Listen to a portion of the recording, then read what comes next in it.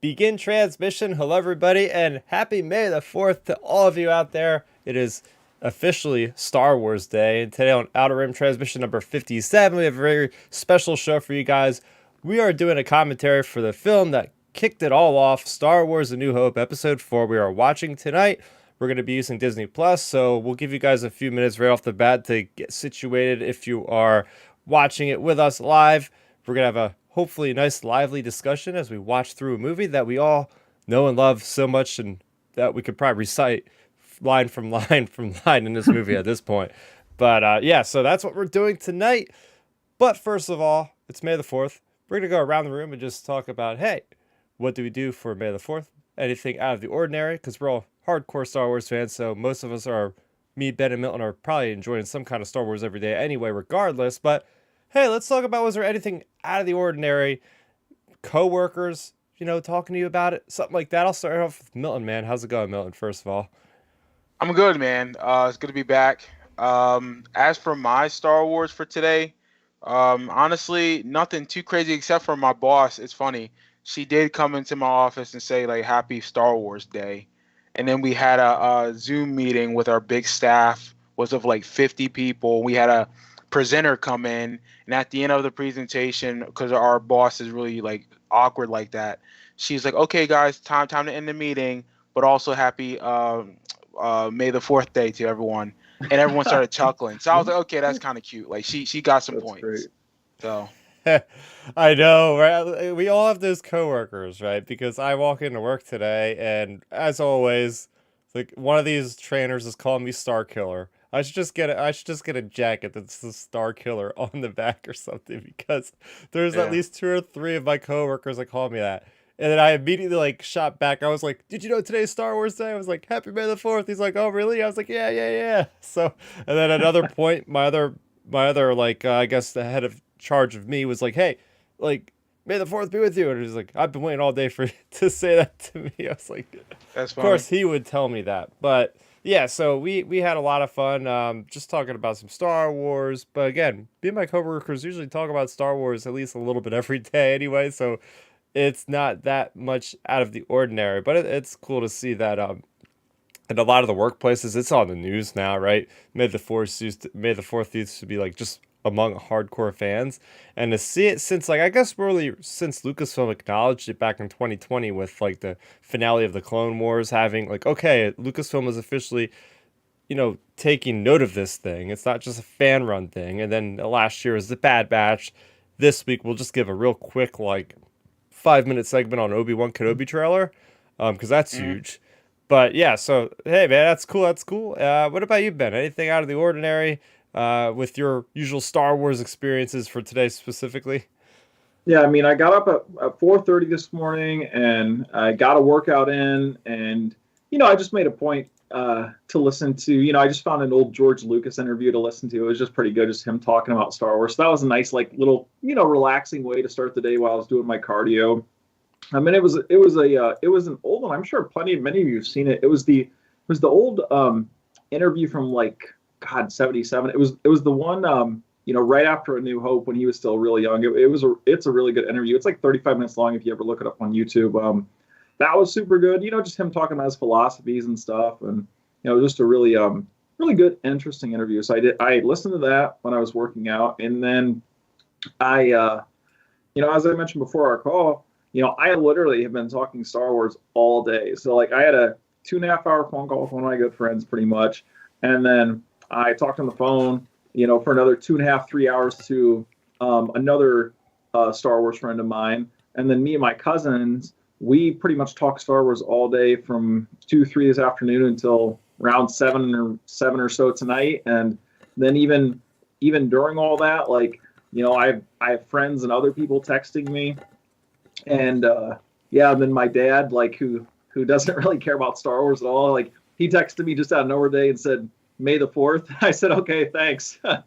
So it's just been a Star Wars day like all day today, and it's just all. I mean, us as Star Wars fans, every day is Star Wars Day, so it's just cool like seeing the just like I guess general audience or like people who wouldn't normally talk about Star Wars, just bring up Star Wars and like their daily lives and stuff. So I really find that a lot of fun. And heck, even on sports networks like NFL Network, they talked about it a little bit this morning, just because like the host, one of the hosts is a Star Wars fan, so they of course had to like razz him about it. So like, it's just it's cool seeing like Star Wars talked about across like a variety of platforms and just a variety of audiences, really. Yeah, heck yeah. It's funny that you mentioned just the random thing from your father about May the 4th, because I had a similar thing with, I was just at work and then my aunt just texts me out of the blue and says, Happy May the 4th. And I was like, whoa, of all people, I wasn't expecting her to tell me that. And then I was like, go. And I literally said an explanation point. I was like, go watch a Star Wars movie tonight. And she just Yeah, like, laughed. well, see, that's how it is like with my dad. He texts, like, he's not a texter at all. Like he's just a caller. If he wants, he always goes, it's just quicker for me to call you and just talk to you than wait for you to respond through a text. So like him just texting me out of the blue like that, I was like, I wonder what something's up. And I look down and all it says is May the 4th. And I'm like, oh yeah, thanks. So, it's great seeing people like that get involved that just, quite frankly, just don't really care about Star Wars or don't really have much of an interest. They're like, oh, hey, let's tell the people know about Star Wars, like, Happy May the 4th, because it means something to them. So that's always a really cool thing. That other people think of us, like us in the family, when it comes to being the Star Wars fan of the family and that sort of thing. Mm-hmm. Yeah. As far as for me, I got up really early today too, knowing that it wasn't just Star Wars, but we had the last episode of Moon Knight, so I made sure I watched that. But yeah, I watched the Book of Boba Fett documentary, The Gallery, so we'll be talking about that in detail next week, but I really enjoyed that. I also tried to jump into the Fortnite Star Wars event, because apparently they brought back like all the costumes you could buy, and they also have like in-game like blaster rifles and lightsabers you can use, and I literally played one round because I really didn't have a lot of time. And of course, I get killed by somebody with Kylo Ren's lightsaber, and that was it for me. I was dead within like 5 minutes because I haven't played that game in so long. I didn't even know where I was going. Then I decided to jump into Lego Star Wars because apparently we were going to get the packs for Mandalorian Season 2 and the Bad Batch, but I guess it didn't update. So I was just like, okay, I'll just run around for 5 minutes, and then I got off of there. And then, of course, we'll talk about, I watched Kenobi. The trailer. Sorry, I wish I could say I watched the Kenobi first episode, but we gotta wait another 3 weeks and 2 days for that. But that's kind of where we'll go in real quick, because we're gonna do a much deeper dive on that, and who knows, maybe we'll get even more context on some of the video by some things next week, where we'll have a much lengthier discussion. But I haven't heard too much from Milton about this yet today. But I'm gonna throw it over to you. What was your first reaction to the Kenobi trailer, man?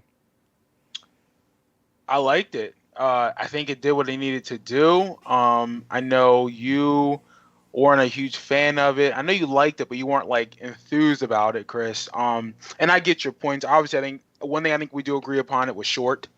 I was thinking, because when I saw the initial title, or I think the press for it, it said full trailer. I'm thinking, oh, at least about 3 minutes. Yeah.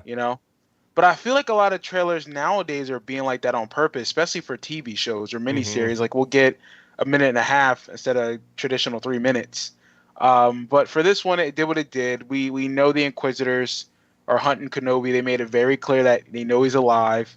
Obviously, I forget who the main Inquisitor is going to be. The chick. Reva. What's her name? Okay, Reva. And we learned today she's the third sister, apparently. Yeah. But I think we know she's going to be like the main one we'll focus on. But she said a lot of good things in this trailer that talked about, obviously, that you can't escape him. So we know she's talking about Vader. Unless they're trying to trick us and say, no, the Grand Inquisitor is looking for you. But that indicates that Vader is on the hunt for Kenobi. He knows he's around. And obviously, I love how they tease Vader. We didn't need to see him because we know he's in the show. So I just felt the trailer did what it needed to do. I wish it was another minute longer. But I'm excited for it. I haven't really even been reading or watching anything on Kenobi lately. So, like I told you guys today, this show cannot be trash. Because if it is, we're going to be fighting. Yeah. So that, you kind of glossed over you went over my thoughts kind of, a little bit shorter.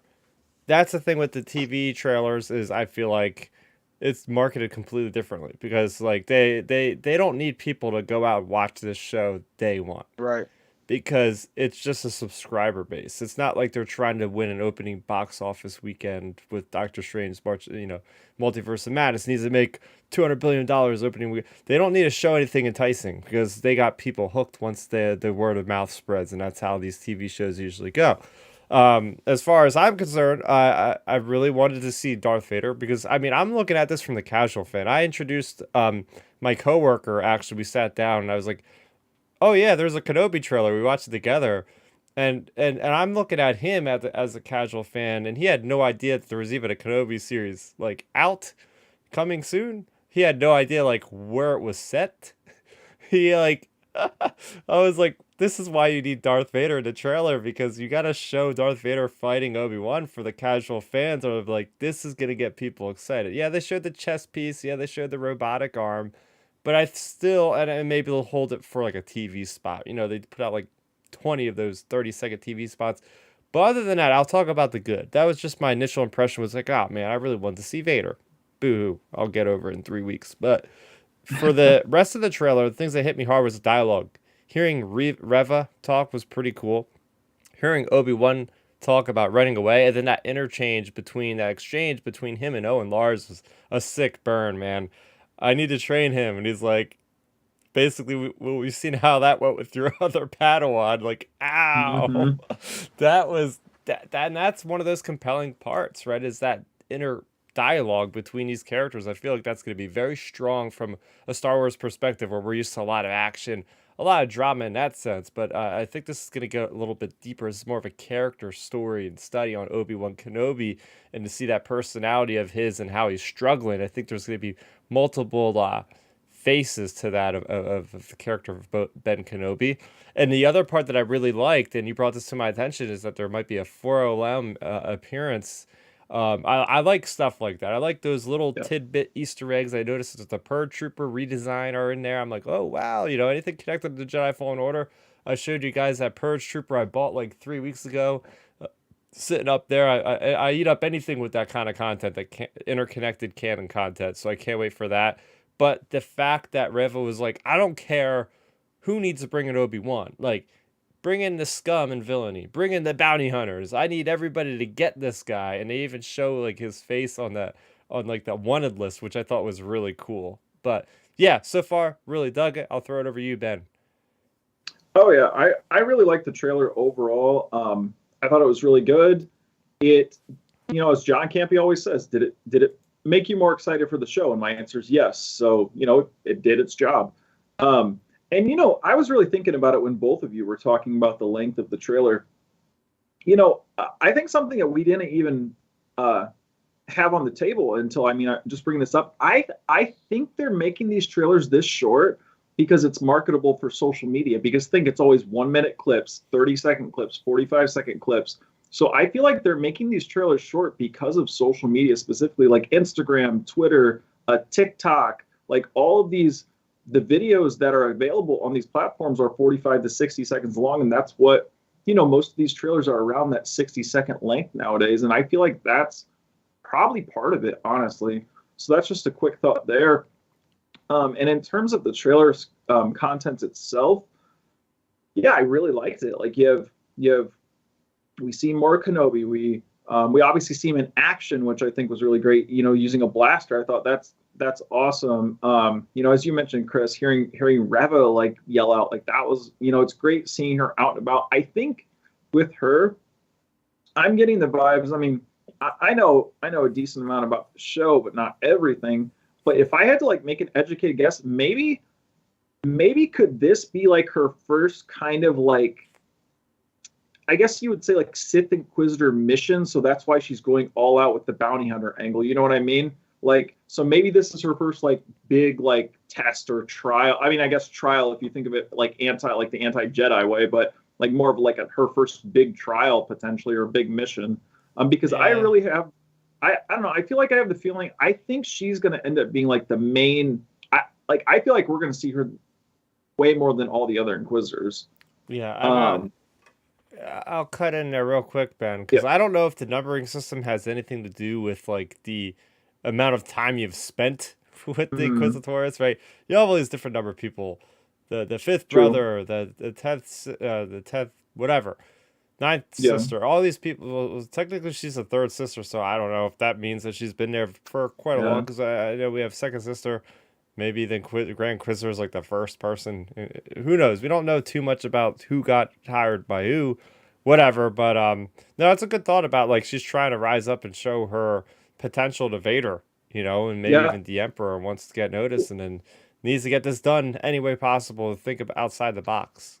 Oh yeah. Well, that's another thing to think about too when it comes to the trailers. Like maybe, because all these Inquisitors, of course, they want to impress Vader. So she would want to not go around the Grand Inquisitor and the other Inquisitors, but maybe make herself look better to Vader. So maybe he promotes her higher up in the ranks, or like get more Imperial clout. So I thought her whole progression through the trailers has been really good, and I feel like natural, like she's turning into a good natural threat for the series as an extra threat on top of Darth Vader, which is nice because you have to have we come into the show, of course, wanting Kenobi and Vader, but you can't, in my opinion, you can't have Vader just basically being devastating for 6 episodes straight, because that just wouldn't work. Just because, like, what's he going to do? Go planet to planet, just wiping things out? Like, you have to have some type of a build up. So I feel like Rev is a good in between character. And then again, just seeing more of Obi-Wan and Owen and, getting some of their dialogue. And I just feel like this trailer just really set the tone more for the show. So I feel like, those are my overall thoughts. We'll get into it next week as we dive into the whole breakdown itself. But yeah, I feel like good trailer, raised our excitement, did its job.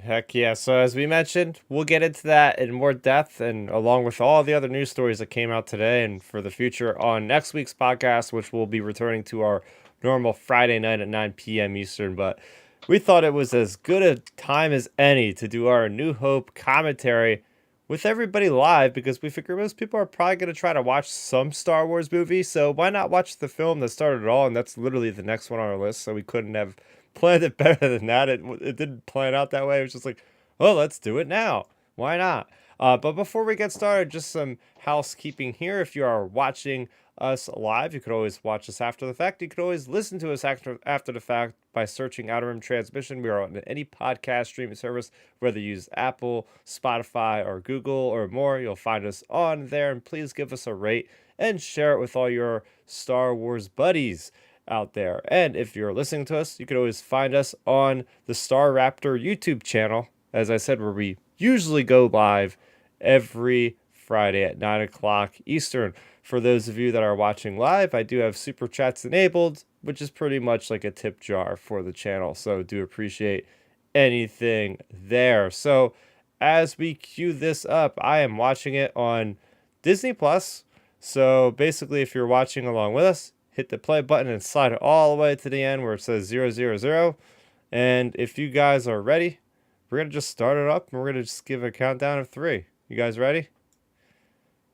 Yep. Ready, Milton? Give me 1 second. No worries. No worries. Actually, yeah, 1 second. Hold on. All right, Good now call. I'm ready.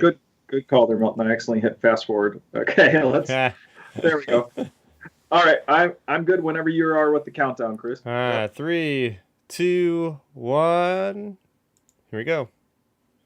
Any idea, right, with any of these podcasts, with the commentaries, is we've all watched these movies so many times that you guys can kind of get an understanding of where we are and just having a conversation, a discussion around relevant areas in the film. Not saying we're going to be talking about every little scene that pops up, as you guys have seen, but here we go. A New Hope, the film that started it all. I mean, realistically, like, the funny thing is with the commentary like this, we're sitting here, of course, watching it on our devices, and everybody's watching them on their TVs at home. Well, let's be real. All of us, like hardcore Star Wars fans, we could basically lay out A New Hope shot by shot, Right.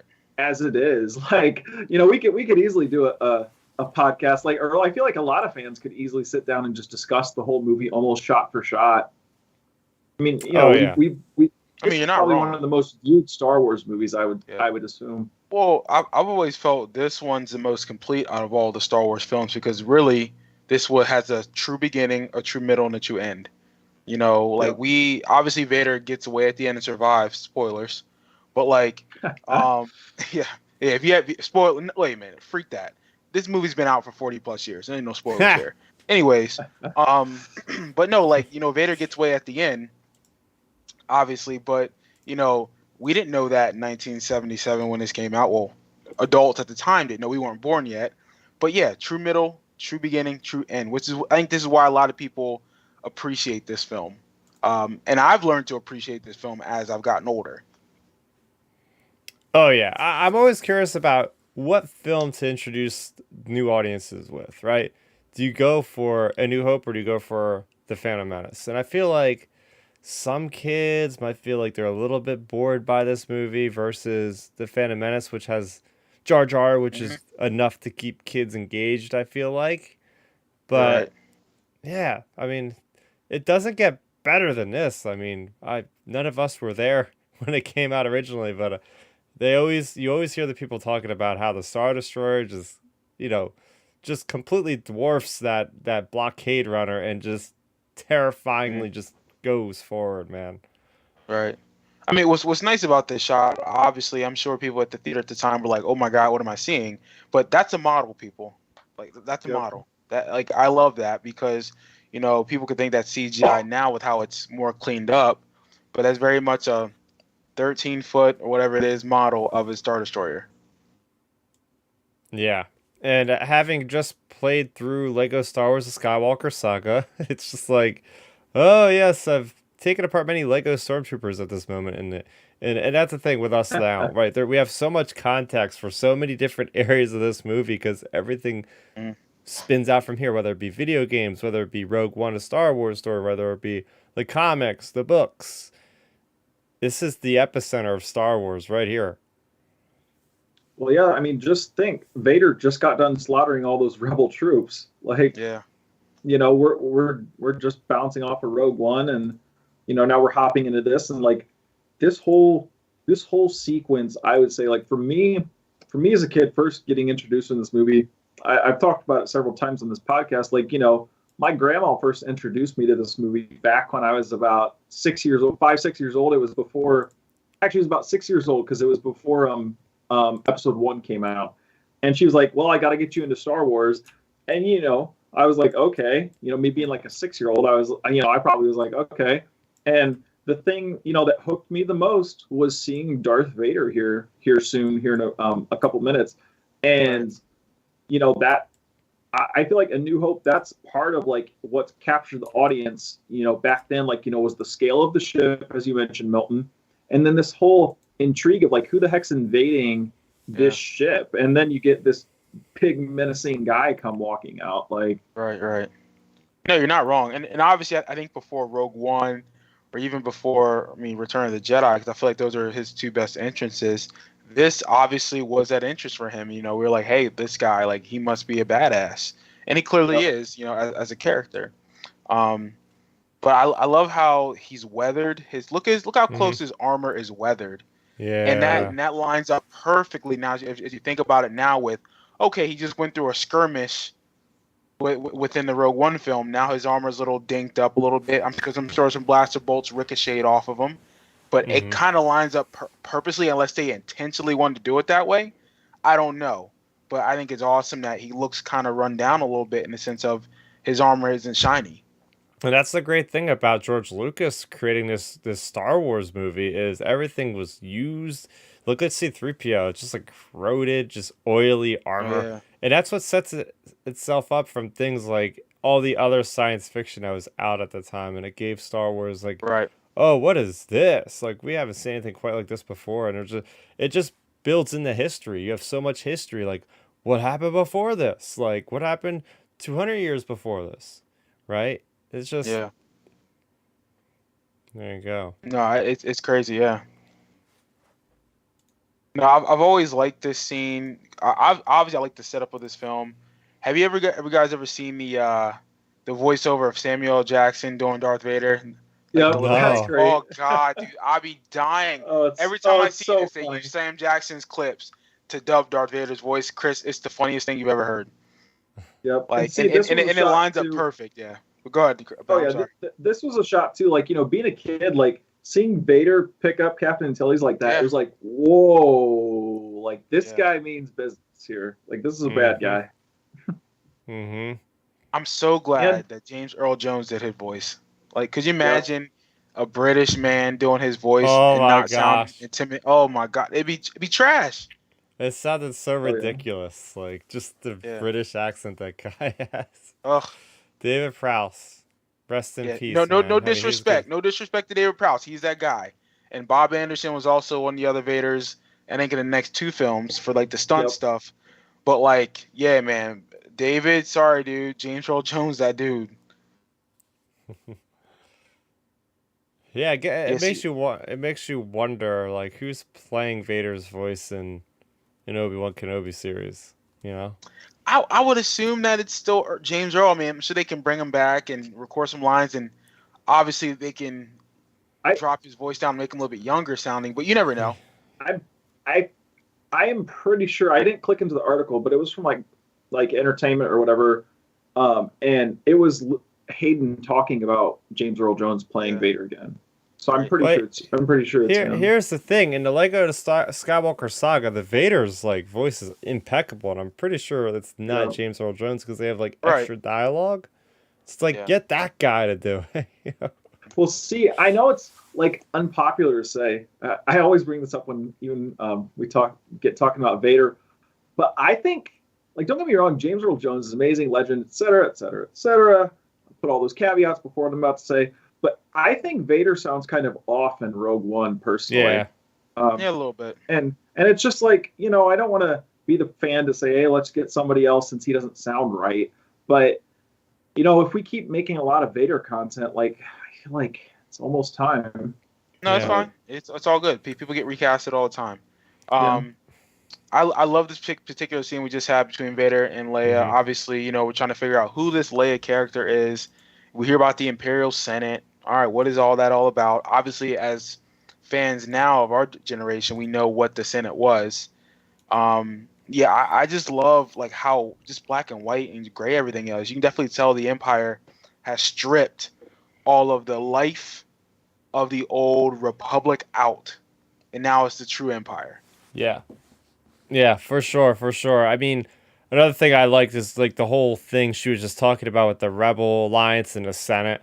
Like that's a great thing about the movies. They jump you right into the action. You're right in the middle of battle. There's no build up. It's just like what came before. Mhm. Again, damaged universe, everything else.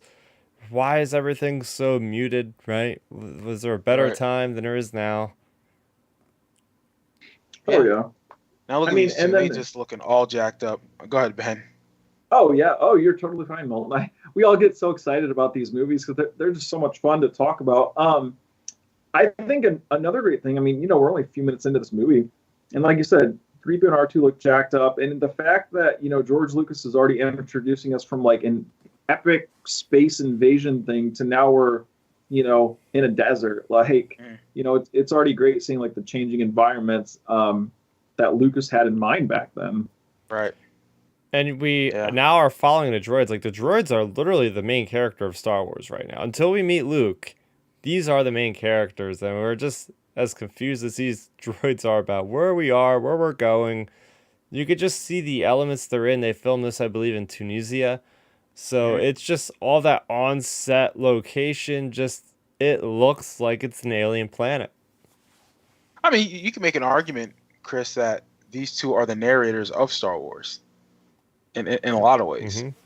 Like I think there was rumor, or maybe there was some like talk of maybe George Lucas saying like, the Guardian of the Wills was seen through the eyes of the droids or something because they were through every decade of Star Wars, something weird like that. But no, it's really like these guys are the lead characters to start.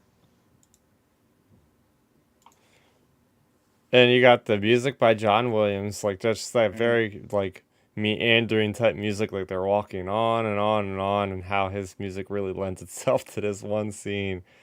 Right. Yeah, like I mean, and look, 3PO. I mean, I love him as the movies go on, but he was such a prick in this one.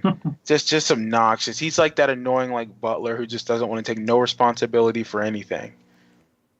Oh And there yeah. we go in the background. We have a crate dragon skeleton, which Hmm. we see that get played out. Literally, it takes about 40 years for us to see it in the current continuity in its Right. gloriousness in the Mandalorian season 2, episode 1. Oh yeah, that Yeah. was a great callback that they included in that. Finally playing out, and it's cool even without like Lucas being there. It's cool that they're including like little callbacks like that, and their future projects now. All right. Now, And at the the time when I first saw Jawas. this movie, yeah, what is this? What is that creature? Yeah, I want to know what the It's hell a Jawa looks like underneath that robe, man. One of right. these days, somebody's got to make a rendition of it. Probably Well, I'm pretty pretty sure creepy they looking. have, but it's not official renditions of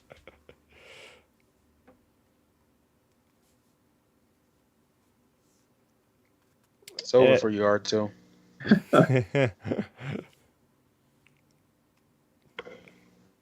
Yeah, I feel like so many of these shots, like just the shots, R2 and 3PO, the music, Vader's voice. Up to this point in the movie, if Vader's voice and those things I just listed didn't work, people would be checked out already. Yeah, you're not wrong. So, for those of us that are just joining the live stream now, we are watching A New Hope.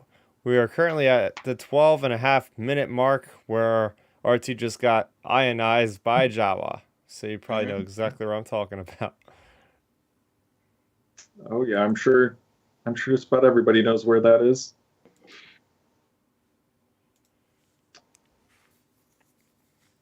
Yeah, these guys, I mean, like, and they're not ruthless. I mean, I don't see them being vicious or ruthless. Do we ever get a Yeah, sense of that with the Yeah, we do. Jawas? I don't. And the Mandalorian, they are like Oh yeah, when they such when a they attack pain in the butt. Den. But, I mean, but you know what though, they really still weren't a threat. Yeah, they were a pain in the ass, but they weren't Even really a with threat. Boba Fett, they like knocked him out as he climbed out of the Sarlacc pit. Like Right, these right, right. But jerks. again, though, if he was at full strength, they probably get wrecked. And they only did that, too, because they saw him as like a weaker threat, and he has junk on him we can sell. Mm. So, like, I feel like, They're, I they're, they're don't. very they're very like they take advantage. Yeah, I don't see, like, for example, with like Uncle Owen and Aunt Beru, I don't see a Jawa going up and trying to like mug Uncle Owen or something. No. Fully healthy Uncle Owen. Like, I don't see that happening. And I hope we get Uncle Owen interacting with Jawas in Kenobi, or Kenobi interacting with Jawas. That'd be pretty fun. Mhm. Yeah, yeah. So I always like to look in the inside of the Sandcrawlers. All these droids from who Yeah. knows how long ago in the past, right? It's just a lot of cool. Again, Lucas liked to put in so much detail in the back of these scenes, these crowd scenes, if you will, and we get the big one later on at Maz Eisley, but this is just so neat. All this is practical, man. You got the Gonk droids, you got the little binocular droid, all these guys. Oh yeah. Think about it. This was probably part of his obviously overall grand scheme merchandising scheme as well. I mean, designing this many characters and droids, and that was one of Lucas's big things that he revolutionized film about back then. Was Star Wars was the first big movie to really push merchandising. Mhm. Yeah, because I think at that time maybe it might have been like Planet of the Apes, Yep. and obviously Star Wars, maybe Star Trek, Yep. maybe. I mean, yeah, there weren't many franchises out here pushing stuff. But there we go. We got the Yeah. special edition shot. I love this, man. Yeah. I freaking watched the hell out of the special editions when they came out. Like just like I had to go see it because like the dewbacks, we had never seen like CGI creatures like that before. Right. And Oh, I like think even it works. yeah, It works. I mean, I have the gold box set of special edition downstairs, and I've watched what was like a 10-minute little thing before each movie talking about the special Yep. editions that were added. Dude, they're dope. And I think they put them on YouTube as like a full like clip of all Oh. like 30 minutes of it. And just the way George was inventive and creative and said, "Hey, I want to finish this film," like it made sense. But it's like a lot of good there's establishing shots that they add, Mm, like right before the Jawa scene. Like they show like the skyline. It's like that really nice mm, sunset above the Judland right. Waste. Here you get a nice like cargo shuttle that wasn't there before, plus all the dewbacks. Going into Right. Mos Eisley, you get the freaking Womp Rat creatures and the Rontos and the swoop Mm, bike guys look like they're from Shadows of the Empire. And I think I'm gonna look out for it. I think people always say you could see like the Outrider or something like that in the Yep. background. It takes off. It takes off on one of the shots, and it's pretty out in the open too. Like it's, if I remember right, the Outrider, it like is almost dead center in the shot usually when it Oh. takes off. I think. So just to keep an eye out for that. But yeah, like you said, Chris, a lot of these shots that were added are nice establishing shots, and they're not just unnecessary mm. noise. You know. Yeah, no, the special editions were needed for this movie. Yeah, I mean, Lucas even said, that was his original vision. Mhm. Like, that's what he wanted back then. He just didn't have the budget or time. Like Star Wars, you gotta think, was only like a $10 million movie. Yeah, it was. Yeah, yeah. Here we go. Our pivotal character right here. What the heck is bocce? Is that like the language of like the moisture evaporators or something? I guess so. I believe so. It's interesting. A machine. I mean, I guess in Star Wars, machines talk. So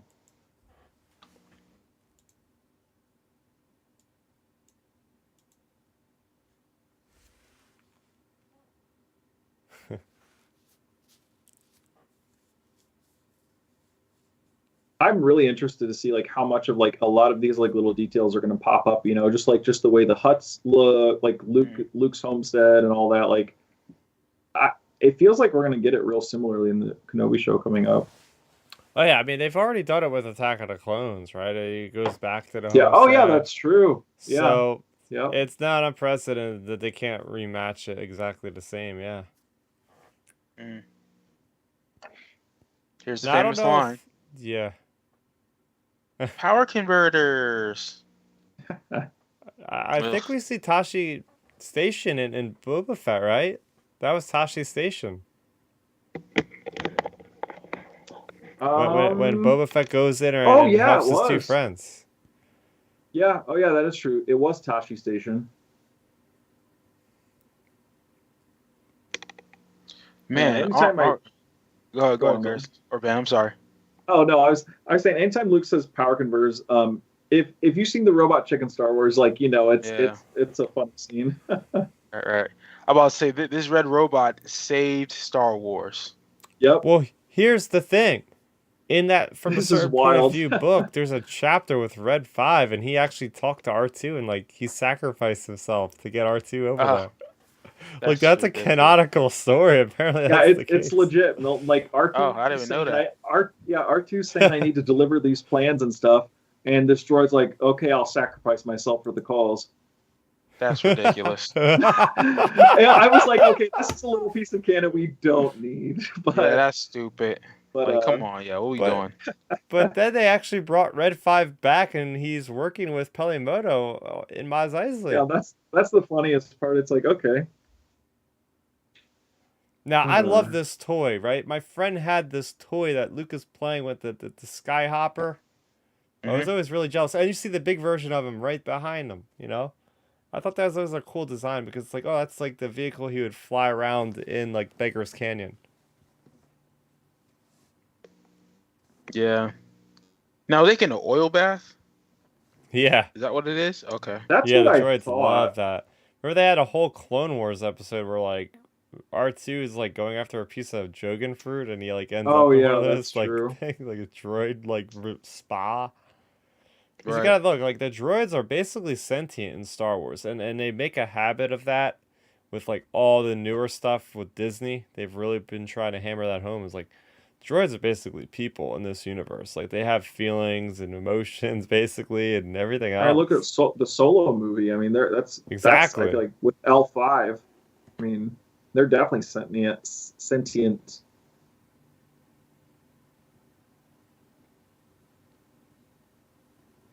I just can't say enough how much I just love the look of this movie overall, like the used look. And they cleaned it up so good for Disney Plus. Yep. Like I'm watching on a 2K monitor, but it's like, holy crap, Mm. this is looking nice. Oh yeah. Well, that's the thing, right? It's like with Lucasfilm and ILM, they're like always, I don't know if it's ILM responsible, but they're always just making Star Wars look current to whatever technology of a Right. viewing thing there is somehow. Yeah. Oh, yeah. I mean, and like I said, a lot of films now are shot digitally. This was obviously a film stock, and which I mean, it makes sense, but it looks so much better compared to what it was even just 10 years ago. I mean, you had the special editions, you had the re-releases in '04 or whatever it was, and now we got these. Like, it looks good, and I think Empire looks even better when we get the Empire. Oh yeah. Especially the Emperor. Yeah.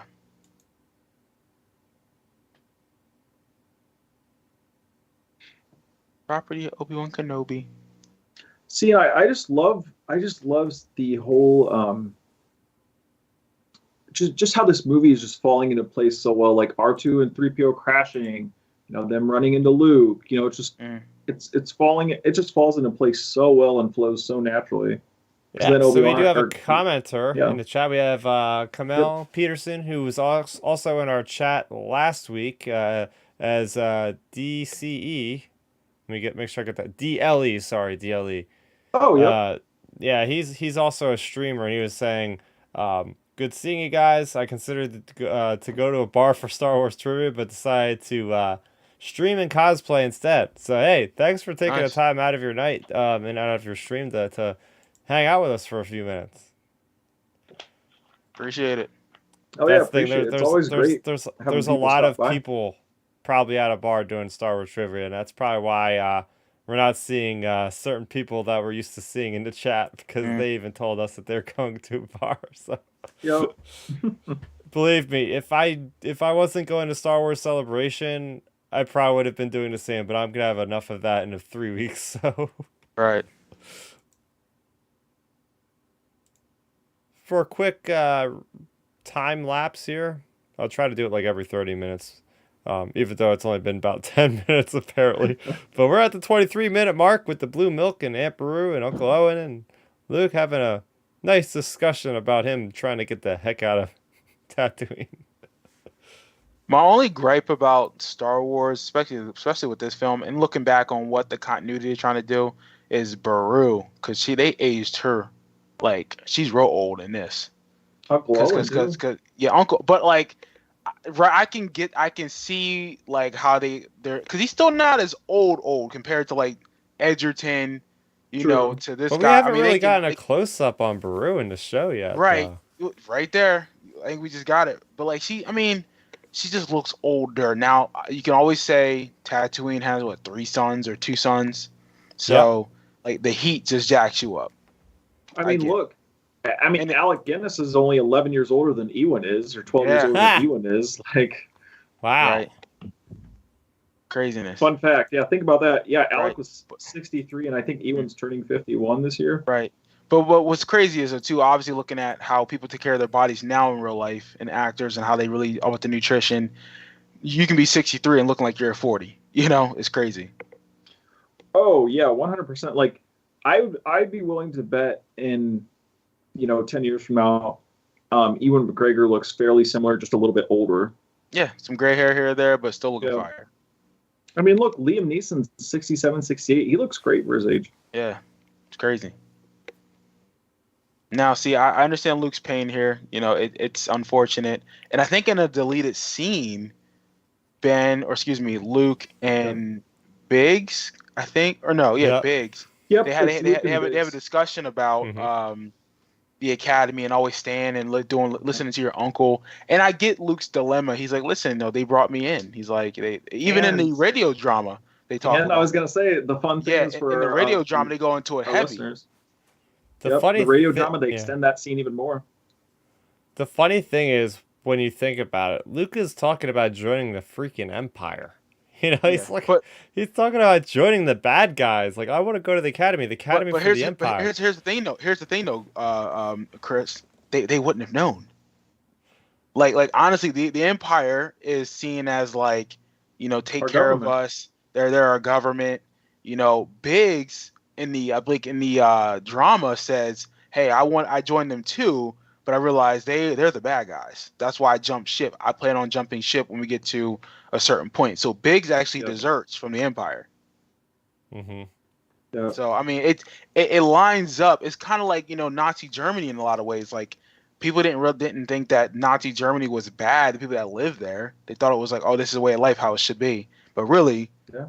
they're really doing a lot of evil. Oh yeah. I mean, that's the thing too. Think about it. Like Luke's growing up in this time period, seeing all this stuff. Like he probably thinks, oh yeah, this people complain about the Empire, but it's still. I mean, it's still. It's basically signing up for your local army. And here's the thing with Tatooine at this point, there's no like Imperial garrisons there or anything, at least to our Yeah. knowledge. Mm-hmm. So it's like they know about the Empire from like offhand information. Like, yeah, they're For the overall propaganda. government. Propaganda, propaganda. right? That's a huge thing with the Yeah. Empire. So it's like, okay, and sometimes with the planets, and we've seen in many comics and books and stuff, is like the planets are being run by Hutts or different crime syndicates that are just killing people. It's like, well, the Empire looks like the saviors, and they want to join the Empire because it's going to be a way for them to give thanks to their saviors. Or in this case, Luke is just like, I'm bored. I want to go on adventures. Yep. I could just join the Empire to do that. Oh yeah. Yeah. One thing I want to throw in there real quick before we get too far ahead of the scene. So I really liked, and I've always appreciated that quick cut from it being evening time to morning time from scene to scene there. Never thought about that. Yeah, because if you notice, the camera it goes all dark for like a split second, and then it's back to Uncle Owen and Aunt Beru. Right. Now we got the Tusken Raiders.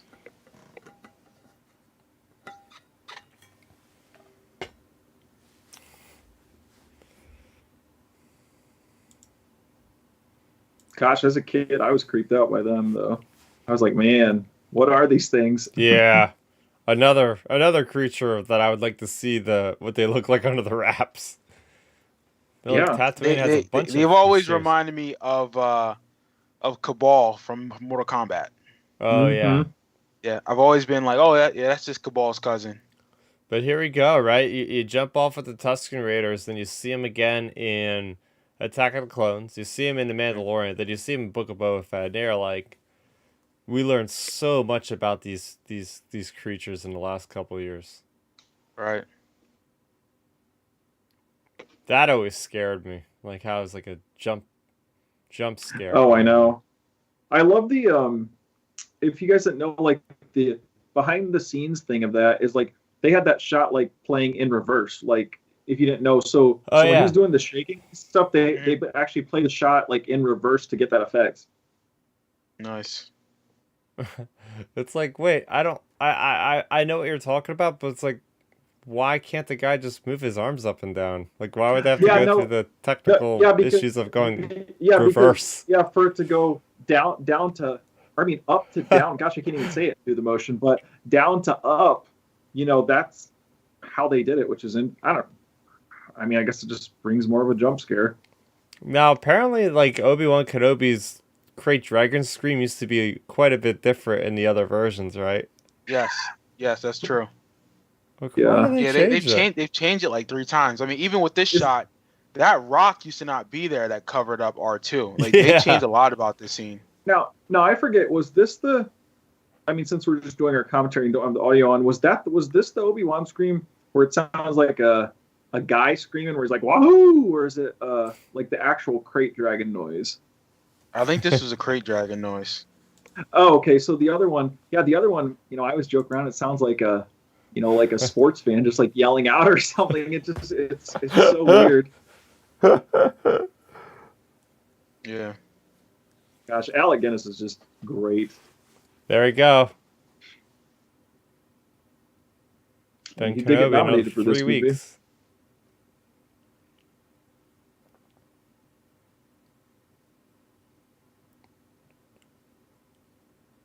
Yeah, Obi-Wan's that dude. He's awesome. Huh. And just think how.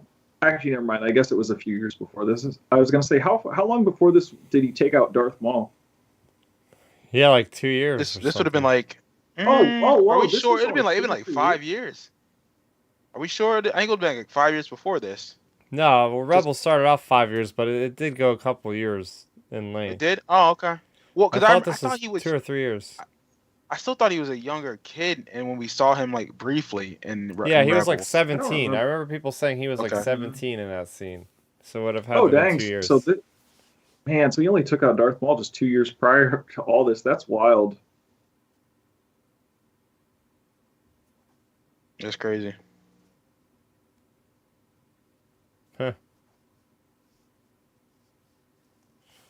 Just like Ben Kenobi's delivery of the lines. It's like this guy that knows so much, right? Like this is what the person that George Lucas exactly had in his head. This like older sage character that can impart all this knowledge and has had this worldly Yeah. history.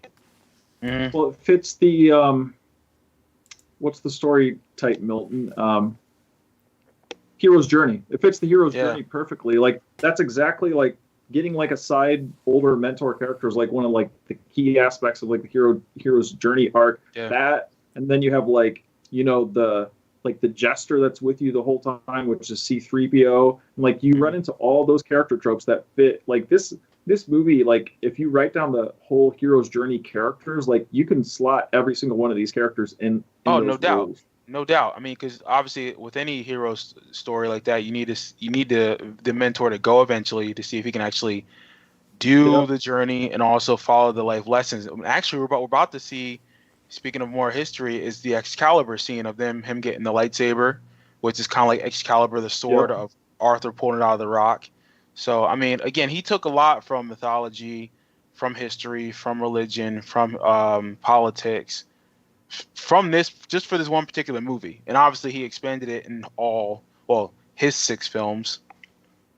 Oh So yeah. that's why I love Star Wars, because you can go and look at various the ways of life, of culture, of politics, of religion, of mythology, of history, and be like, okay, that fits Star Wars. I can see where George Lucas took some of these elements and put them into Star Wars. You Oh, know?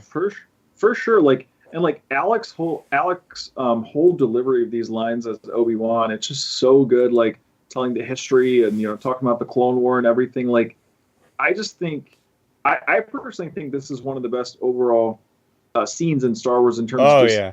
Oh, facts. conversation, everything. Like I just feel like it's one of the best things. I mean, heck, it literally basically set up what spawned out to be the Old Republic. Like people were inspired by that, by this Right. conversation. So like, you have that and just the whole sequence of how it plays off to Luke and to Obi-Wan as well, because like he's like regretting like, oh man, I basically caused all this stuff. Right. Yep, from a Yeah. certain No, point but of I mean, but view. this exactly, and I Yeah. love like obviously this part where he's talking about Vader and how he words things in the Empire. I mean, really, he's describing. I don't know if you guys are big readers in the sense of like some religion stuff, but he's talking about the whole Lucifer fall from Yep. heaven into being God's favorite angel and making a deal with the devil. Like it's kind of like from the John Milton's Hmm. Paradise Lost book, talking about that. Like it's kind of cool though. If you know history like that, if you read stuff like that, you can see the similarities to it. Well, But even how he look. describes the Force is dope. Oh, for sure. Like, in terms of like the religious aspect of it, look at Revenge of the Sith. Like Yeah, Mustafar is literally hell. Like Hayden, pretty or facts. Anakin literally was the fallen angel, Yeah, made the deal. He made the deal with the devil in that movie, and then he got sent to hell for it. And exactly. like there's so many um religious connections in terms of like, the Christian religion, the Buddhist religion, different Yeah, cultures, like obviously the Jedi or the samurai, like you have all kinds of different Yep. aspects to it, which is Yeah. so nice. That's what makes Star Wars so welcoming is there's this familiar aspect to it where it's like no matter who you are from all aspects of life, like George Lucas made this with the lore, with the idealism, um, everything philosophy and all was like connected to at least some kind of culture that somebody had. So it's very welcoming, and plus it's that hero's journey story where we, and at this point, we're looking through Luke's eyes. We're seeing the entire galaxy through Luke's eyes, who has never left. Doesn't really know much at all, right? This is the lens for the viewer to be looking through all this. Yeah, he's us. I'm getting too old And I for mean, this if sort you, of thing. So I wonder if that's going to be a yeah. big thing with the Kenobi series. We're going to see him go through the absolute ringer. We're going to see him go through hell to the point where he'll never leave Tatooine again unless he needs to. Right. For sure. I feel like we'll definitely get connections to that. Like, I mean, Deborah Chow pretty much said, we're going to get plenty of connections to this movie. So, I feel like it's only, I guess it is only a matter of time before we see what those are.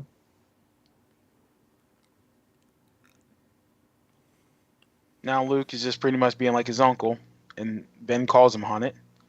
So I love this scene. Yeah. Oh, wait, Oh, we're yeah. about to see the empty chair, aren't we, too? Yeah, Where right Krennic there. sits? Just Yep, there. right there. Krennic. Yep, there we got it.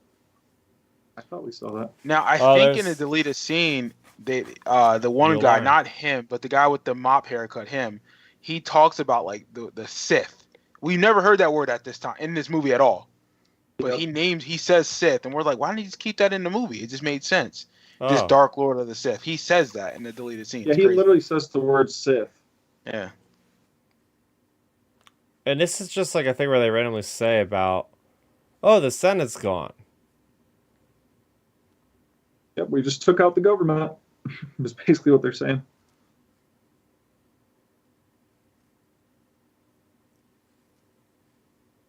Which that begs the different, Milton. Now that you say that, did they even say the word Sith in the entire original trilogy? I don't think they did. think they did. That's interesting. So you cut it out and then you never use that word They again. never use it again. Hmm, Yeah. very interesting. This is my favorite scene in this whole movie. So Like good. he just chokes. Yeah. Go I to love your it. meeting. Just Yeah, he's like, all right, you talking shit? Okay. Ugh. But what's crazy is this guy had the balls to talk shit to Darth Vader, which is crazy. yeah. Well, that and then it shows you how powerful Tarkin is. That Vader Yeah. doesn't. Vader basically respects Tarkin. I mean, I guess. Yeah. See, that's the cool part of the way George really incorporated things. Because if you think about it, the way things have been built up, Tarkin and Anakin, they team up in Clone Wars. So so obviously Vader must have a built-in, obviously, respect for Tarkin. And here's the thing: we know Tarkin knows that's Anakin Skywalker underneath that suit, Oh, 100%. and Yeah. like obviously like the canon reference it that like he knows it's Anakin. Yep.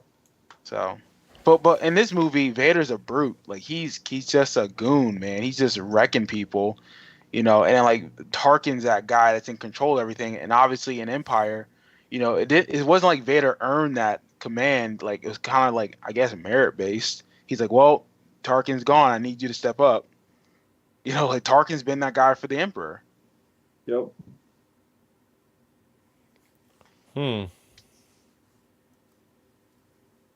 They're Now so they say precise, Imperials- yet they meet. Exactly. They miss everything. Right. I'm about to say the same thing, Chris. Trash. Unless they're Death Troopers, then they're pretty good. Right. Yeah. Now I was surprised that with the next scene coming up, how brutal they showed Yeah. Owen and Drew just being burned Like, it's one of alive. those things for Yeah, like little that's a kids. It's pretty- like they might get scared at this part. Hey, because I don't think I Well- caught it at first when I first saw this movie. Oh, I didn't either. I didn't actually catch this until, I saw this movie first time in like 99, 98, 99. And probably in like 2002, 2003 when I was rewatching it. When I got to the scene, I was like, wait a second, is that a body there? And I paused it and was like, whoa.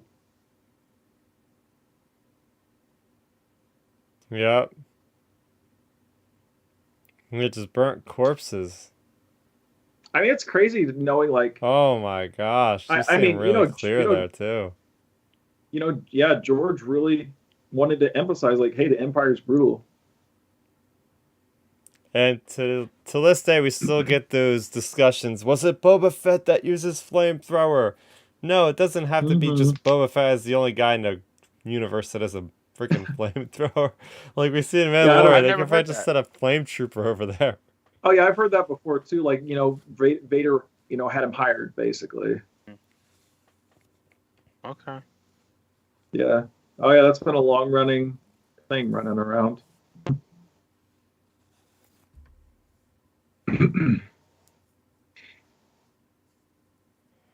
I love how That's That's not even with terrifying. yeah, yeah. I know. I love how with But us even not for even that though, I'm sorry, Ben. Go ahead.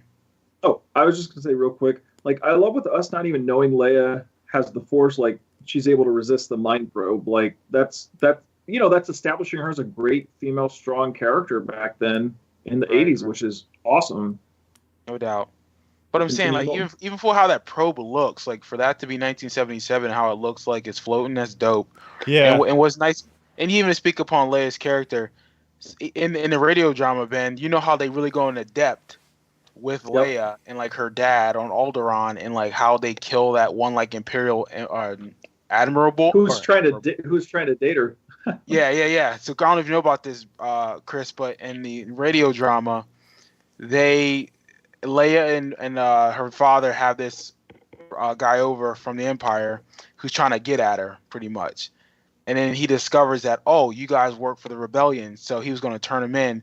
And somehow, does she kill him, or I think Yeah, the father? yeah, she no, she kills him because the Yes, father, Bale was just yeah, walking Bill. in.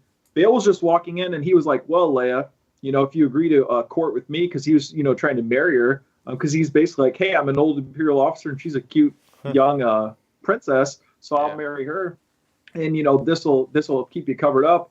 And she's like, "No, that's not going to happen." Oh, And he was pretty much like, "It will." And then she just whipped out a blaster, bam, yeah, shot him. and Yeah, it's whacked him crazy. right at the table.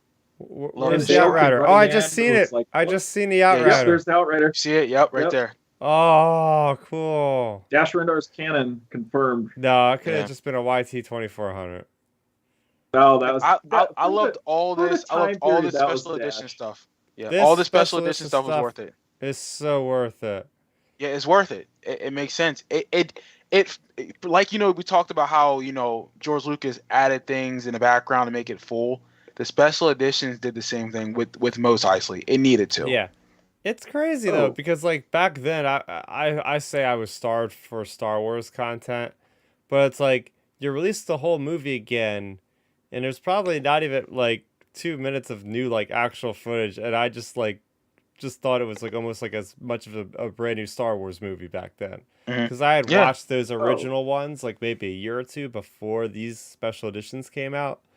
So for me, I had like all the toys, I had like all the cool marketing. I was like, this is awesome. Mm. And little did I know that Well, this would happen where we get Star Wars shows like every other month. right. But this was around the time of the Power of the Force series coming Yeah. out. I'm pretty Mm-hmm. sure, dude. Those Power of the Force figures were so boss. oh yeah. Like, I had almost all of them. I feel like Yeah. back then. yeah, because Power of the Force came out, and then the episode one figures came out, which were fire. With the little I mean, com links. yeah, Yeah, I mean that's what the trick was, right? I mean we were all kids at that age, and that's what really sold us on experiencing a movie outside of watching it in a theater and going right. home every day after Oh yeah. school and picking up the figures and having the excitement of seeing that character in the background, like in this Maz Eisley cantina scene, for instance, and be like, "Oh, I want that cool looking figure. I don't know much about him, but I'll Mm, make a story up for him." right. Now, like I said, we didn't have money like that back in the day because Toys R Us was super expensive to be buying these figures.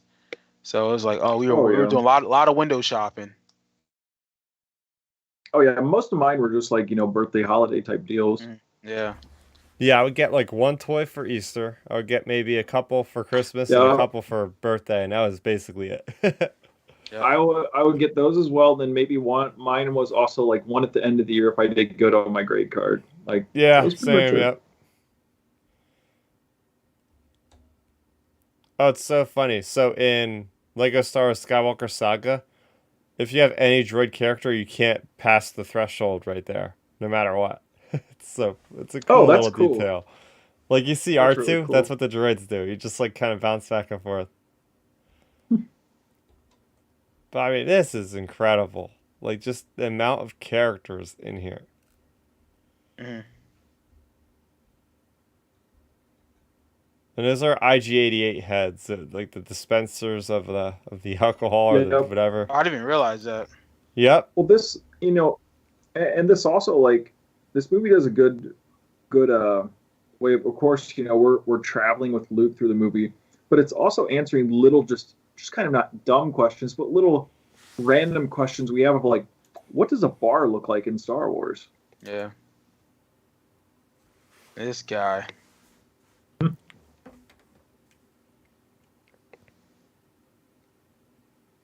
I'm glad he was. I know it probably didn't need to happen, but the whole Rogue One cameo, I didn't mind it with him in it. It was Oh yeah, I was just totally cool with so it. random. Like, oh, you're gonna be on this Yeah. planet like 10 minutes before it explodes and make it off miraculously somehow. Yeah. Hey, that's just part of the cheesiness when it comes to movies. Right. Look at all that blood, man. You can't have blood like that anymore unless you want to be called rated R. This is PG See, back then. I always wondered if that was I mean, sure, that could have literally just been George Lucas not perfecting the lightsaber effect yet. But I remember when I was younger, I was like, man, I wonder if that's because like Obi-Wan's lightsaber is like short circuited, like it's not as powerful anymore or something since it's not Right. seared. Oh, yeah. Because nowadays it I would mean, just be that's just an cauterized. idea. Yeah, it'd be cauterized. Yeah, so that's why I always kind of thought I was like, man, I wonder if his lightsaber's like just not very powerful anymore.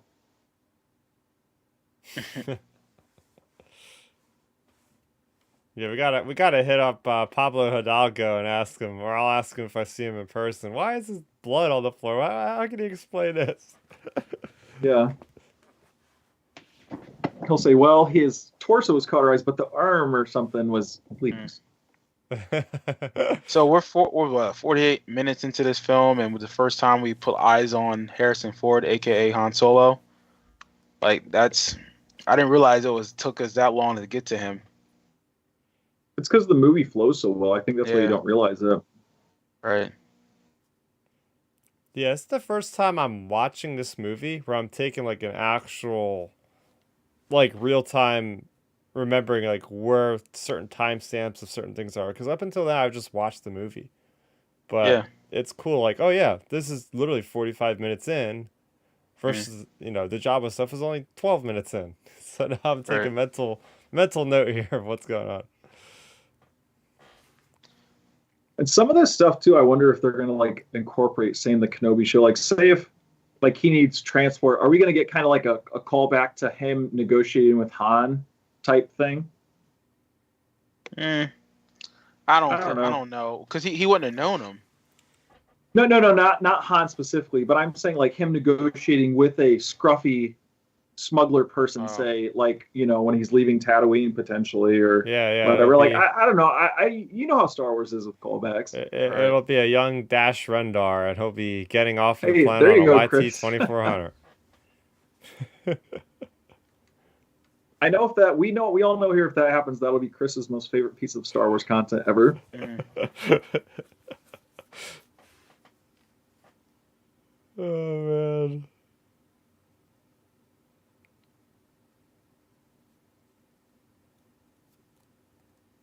Han Solo's just a badass. Oh yeah, he's great.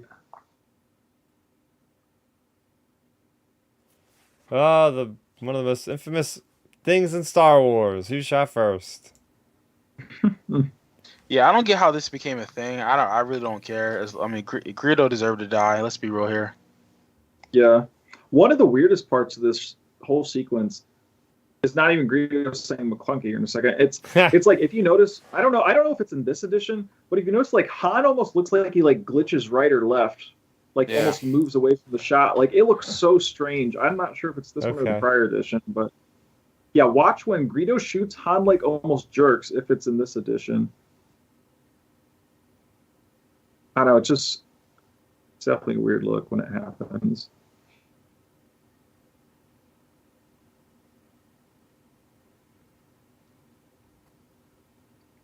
Greedo, you ridiculous, bro.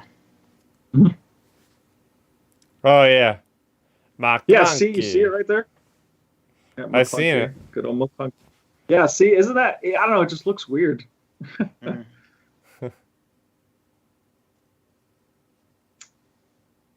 Just love that attitude, man. Just that I don't give a crap. Just here's the payment.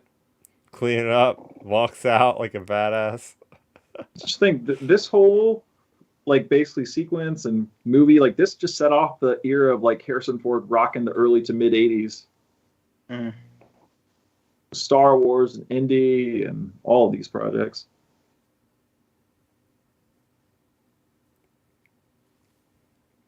Again, all these Moss, like all clearly must like respect Vader. I mean, they treat him like an equal in that scene. I feel like. Hey, look at we got little droids now flying around. Mm. They're like almost the same ones that Maul had. I feel Right. like. Oh, kind of like the probe droids. Yeah, they're like little probe droids. Yep.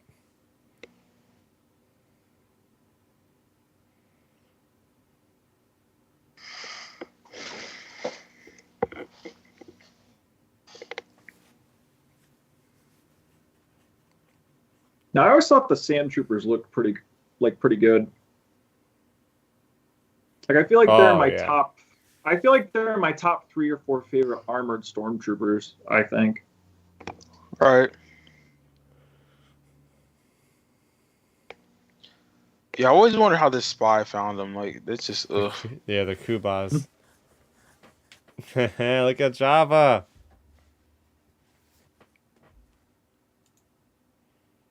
I know this is one of the most like I feel like notable things added to this movie. Mm. Oh yeah, this was all over the Or, I mean, marketing. It's this Jabba the Hutt. Yeah.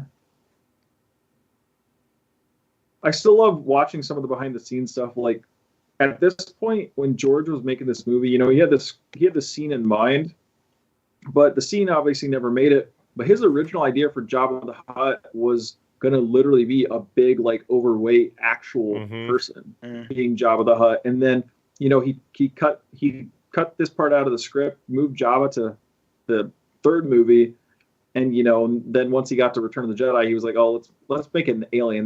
That'd be cooler than just some big overweight guy." That's the best that Stepover has ever looked. Yep. Here's the thing, though. Isn't this scene kind of like done already with him and Greedo? Like they're almost having the same kind of conversation. Like, yeah, dropped her, freight at the sign of the Imperial, whatever. I guess they're just Mm. added this for some urgency to be like, hey, this is the guy. He's got all these bounty hunters. It's so funny. Yeah, You got this roadie and it looks exactly like Greedo. The same Yeah. outfit. Wasn't I think- Boba I think- Fett in this scene? Yeah, right there. Yep. Oh I yeah. think, Chris, I think it's important because they set it up for Empire too, where he's like, I owe Boba or not Boba, I owe Jabba this money, and you're like, oh, we've seen him already, so we know he's like yeah. around. True. So I think that helps set up the Empire version of it. Oh, that is true. I guess he does mention that Empire. Very good point there, Milton. yeah. And then clearly in Return of the Jedi, Jabba has gained 1,000 pounds and looking like 16 or 6. What's that show? Look like he needs to be on 600-pound life. 600-pound life. Dude, old boy ain't moving. He's just Oh stuck my in God. place. It's crazy. Yeah, that's what I was wondering. Like, usually Jabba wouldn't seem to be like going out there to like get the bounties from people. Like, he has people to do that for him. Like, I was surprised to see him there.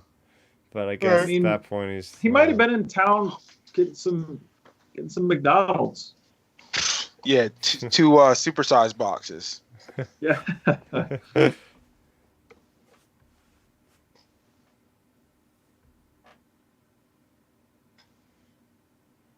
Here we go. Dude, I Classic just Han love how shot. Harrison Ford is so goofy how he shoots that gun. I love it. Like, that is so Han Solo. Oh yeah. He nails it. I love the look of this ship when it's blasting off here. Just the engines, just the way it moves. Well, with how quick it blasts off too. All right. It's just such an odd design when you think about it. Like, why would the cockpit like be on the side of the ship? Like, that's gotta be difficult for like a perspective whatever it's called. Like when you're driving, like you have all this excess stuff on the left side you have to worry about smacking into. All right. Yeah, it's all on the left side, or or in comparison, if you're going through a tighter squeeze, like you could bust your cockpit off the ship or something.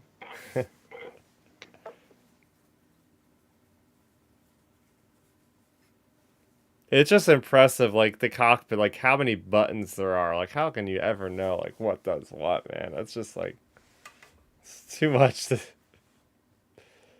Oh yeah.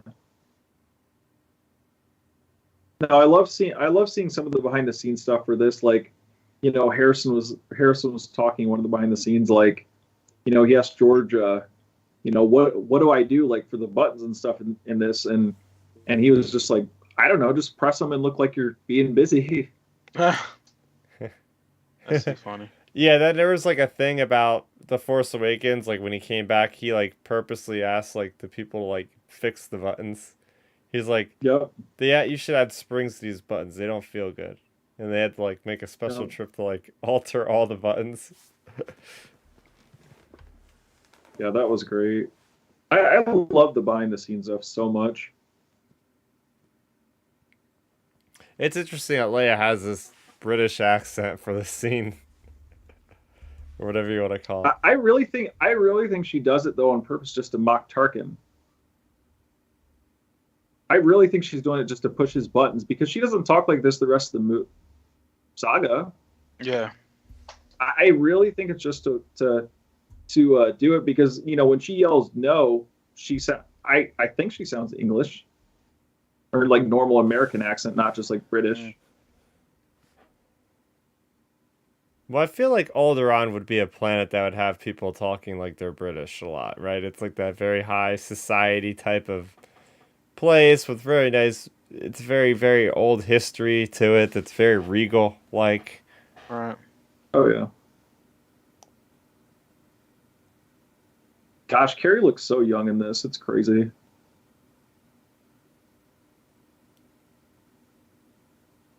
I mean, I guess she was only probably about what, 19 or 20.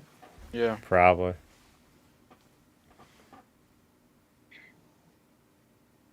He still blew up the planet. It's craziness. What?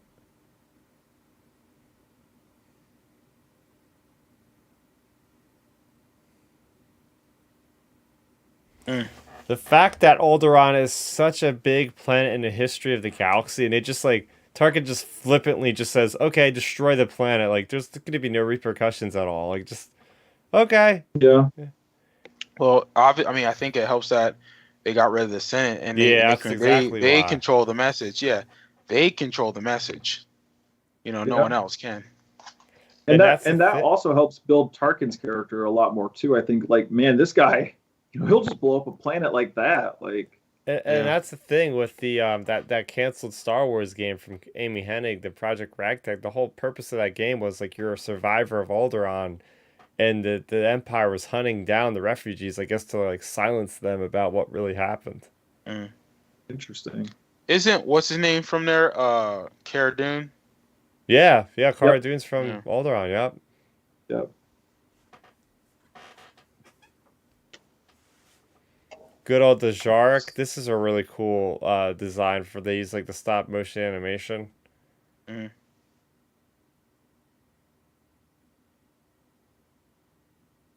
Is there an actual game? Uh huh. Oh, really? Yeah, I've never played it. Gosh, I know one thing, Milton. When I first saw Dejarik, I was like, man, why can't our board games be like that? Like Facts. with little digital people walking around on it and stuff. You ain't lying, but the problem is we probably break it when we were kids or something, knowing us. True.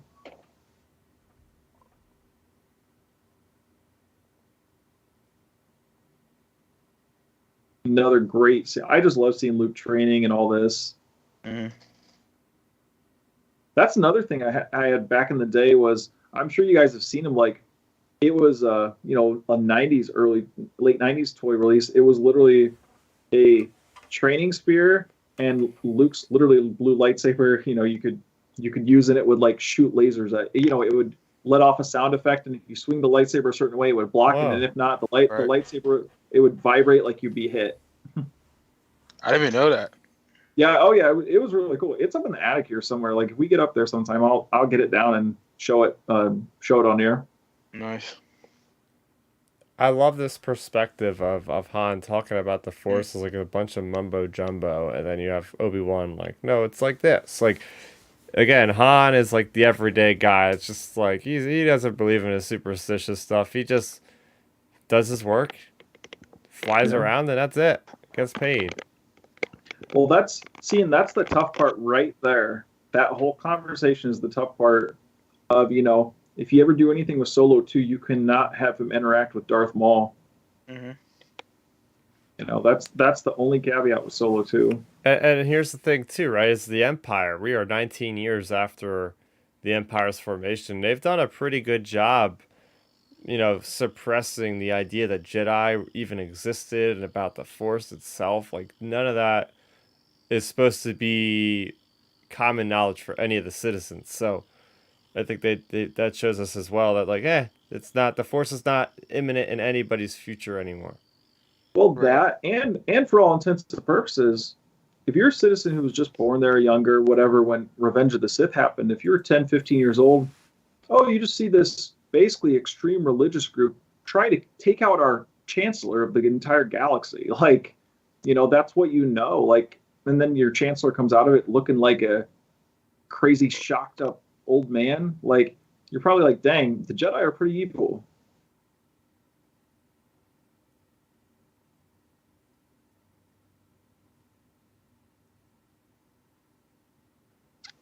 So they blew up her planet for nothing. Just for the fun of it. Yeah, that's craziness. That shows Tarkin though just doesn't miss a step. Like, he just doesn't care.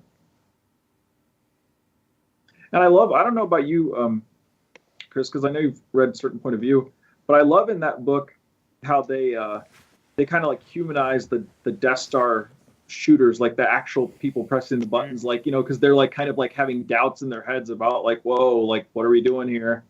Like I love that they've added like those type of little bits of canon just to kind of humanize the people working for the Empire a little bit more. Right. Oh yeah, that's the thing, right? It's like, what is there, like 600,000 people that work on the Death Star, something like that, and it's like, Yeah. not everybody on that thing was a bad person. Like we were talking about the beginning of the commentary, right? Luke going to join the Academy. Hey, he wanted a better life for himself to go somewhere else. There's a lot of people that are innocent in the Empire. It's not just all good and bad. And we think about the Yeah. classic Star Wars, like from 1977. You're either good or you're bad. Hmm. And since then, we've had stories that are kind of like the in between, like Cassian Andor and Rogue One, just shooting an informant that probably didn't need to be killed, but he did it anyway. So yeah, not all the rebels are good. Now the Imperials are bad. Oh yeah, this movie sets a hard line on that. I mean, there's no question. Every Imperial person we see on here is evil.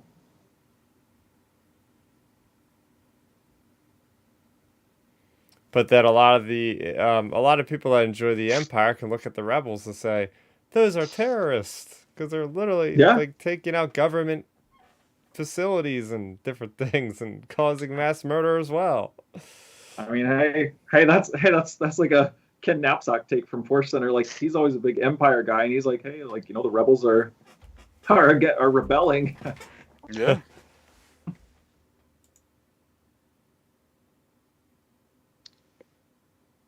Look at Obi-Wan with the knowledge. There's alternative ways of fighting. So good. I just That's think too, like how shocked Han would be, like flying through space. Like if you're in a galaxy like this where you can fly and stuff, just the idea of a planet being totally blown away, like that would have to totally shock you, especially Mhm. after all the things Han's seen. This is a great scene. This is how it's shot. Oh yeah. And this is practical, people. Yeah, I was gonna say, Milton, all the behind the scenes stuff on this, Yeah. so good.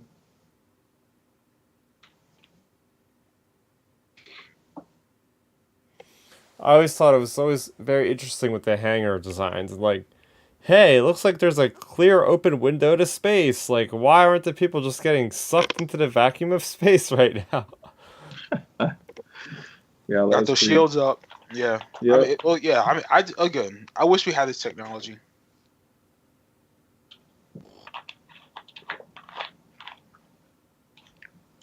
I saw one of those weird like top like whatever just weird facts people calculate on Twitter and stuff.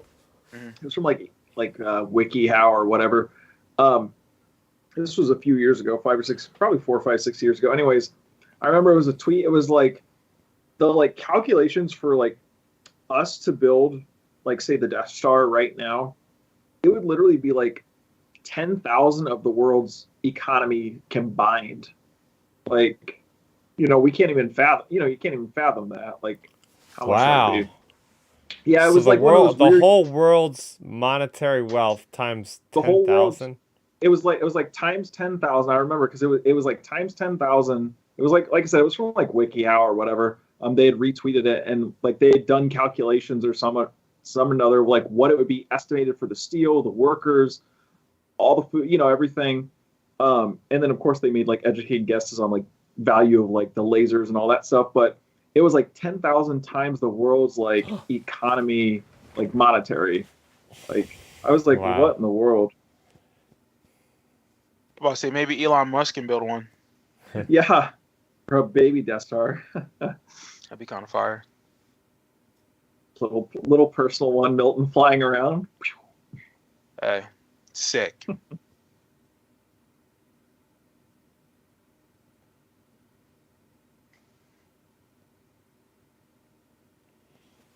Yeah, it's just funny just thinking about all the stormtroopers they have like on guard duty, you know? Like these guys aren't meant to like see any action ever. Like who would ever attack like infiltrate the Death Star, you know? And Yeah. like we've seen a hangar, they have literally just like thousands of these guys on payroll just literally standing around. See, I've seen weird stuff before saying like, I guess we'll get into the shooting later, but just like the shoot.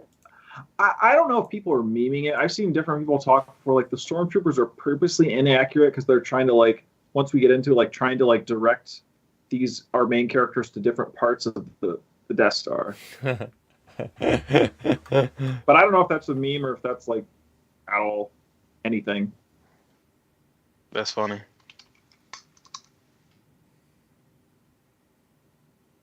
I don't know about you guys, but man, one of my favorite things back in the day from those old Power of the Horse figures was the Han and Luke Stormtrooper uniform figures. Oh, there's a story behind those. Wasn't one of them like a mail-in figure? I remember with Yep. a cereal I think box because my neighbor I think had that, and that was one. I think that might have been the first Star Wars figure I had ever seen. Because I was yeah, like, I think dude, where did you get that? That looks so cool. And I then later think it on, I was the figured out how to Han do one. it.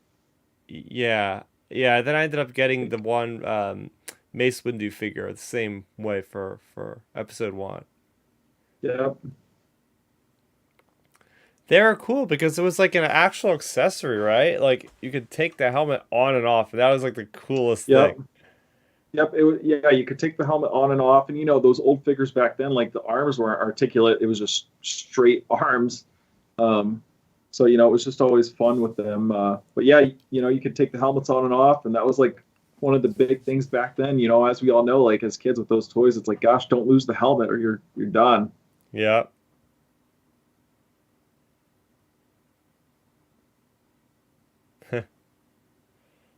Old fossil. So, for our current recap of where we are currently, we're at an hour and 10 minutes while Han and Luke are discussing what to do about a princess.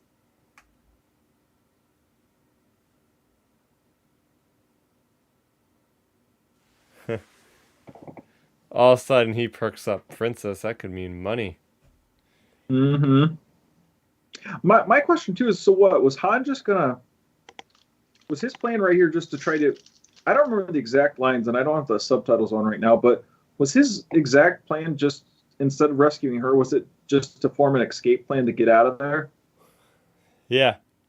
Oh, okay. Because I mean, he's just chilling. So I'm like, wait, what? I forget what the plan was, He but wants to just wait. They're supposed to just wait there, and Ben Kenobi's gonna just turn off the tractor beam, and then they'll leave. oh yeah, yeah, okay, yep, true. I didn't think about that.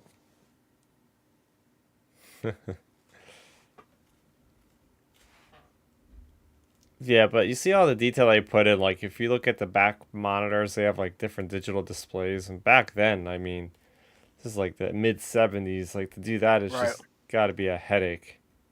Well, yeah, you see like the monitors like flashing and all that. All the LEDs or whatever they were called back then, just blinking. It looks good though. That's what was cool about Star Wars, right? Is everything you look at this in a time capsule. This is the technology they had available in the 70s. So when they went back and they did Rogue One, they basically made it look like the 70s. And then you see the progression to the sequel trilogy where it's like, hey, they have ways to like track hyperspace and stuff. Like you see the evolution of the technology throughout time, which is that's how it feels like more like a lived-in universe. Like time is, linear and it's increasing the technology at the same time.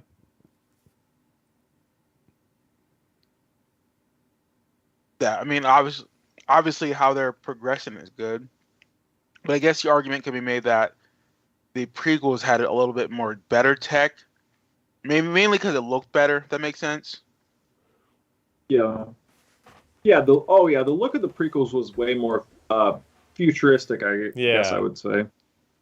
But you can make that argument even about like real life in the sense of like what the 20s and the 30s were when it comes to like vehicles. Because look at the 80s. Again, the 80s cars were trash compared to the cars of the. I'm just talking about the look and the aesthetic of it Yeah. compared to Yep. the 30s and 20s. Well, the thing is Well, with the Empire, and you can go ahead, Ben. oh, I was gonna say, yeah, like your example, Milton, like with the progression of technology from then. I mean, heck, even late '90s, early 2000s. I was actually just reading an article about it just because I saw Elon Musk talking about it briefly, but the old Concorde jets in the late '90s, early 2000s. They were able to do a 3-hour flight from New York to London in 3 hours because they were traveling at like almost 1,000 miles an hour compared to planes nowadays. That's a 7-hour flight. So they got rid of those just because the safety hazards. But it's like, look, even late '90s, early 2000s, that was a like futuristic thing, and then now it's like back to more of like, I guess, a normal plane. Well, here's the thing, right? With the Galactic Empire, their idea is mass production on a very, very, very large scale. So they kind of cheaped up a lot of aspects of things, make them very simple to get them out faster. So I think that, especially like if you look at the Death Star, everything's like prefabricated. There is nothing fancy about this place at all. Oh yeah, this is definitely like real rudimentary military. I mean, I guess what you'd expect too, like a strict militarily ran operation. Love this little action bit. Now, what are those things they're shooting? Are those like cameras, basically?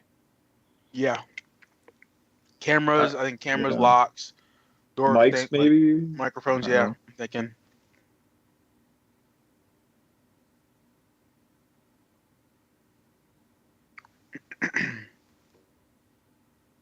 Yeah, I mean, one of them's. I mean, hey, that's another thing we find out what like door locks look like in Star Wars because Luke and Leia shoot the one.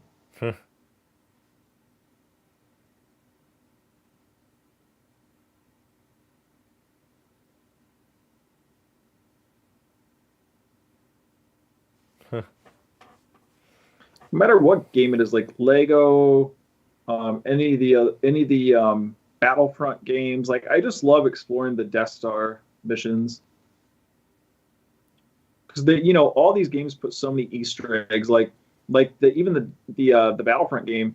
You could fall down the trash compactor to the trash compactor, and it kills you. Oh yeah, Huh. that's one of the best delivered piece of dialogue. Just the whole going back and forth, boring conversation. Anyway, Yeah. you gotta wonder if like Harrison Ford like just ad libbed that on the go or something. Oh, I'm sure there This was. movie's got good humor in it. Aren't you a little short to be a stormtrooper? I mean, that's yeah. See, but that's good Star Wars humor, in my Right. opinion. I agree. And I really like the fact, Luke saying Ben Kenobi, all this stuff.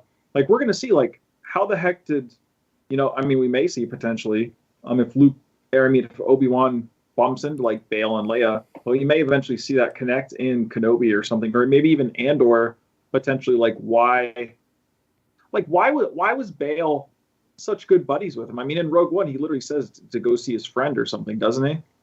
Or like his Jedi friend. Well, I think in the Clone Wars they kind of established that a little bit, and even like at the end of Revenge of the Sith when he's the one that's. Oh yeah, that's true. Because it's him, Yoda, Yeah. and Obi-Wan. Yeah, that's Right. actually a good point. I didn't even think about that. Yeah, I mean they kind of had to keep in touch over those 20 years because of the kids. Oh yeah, very good point there.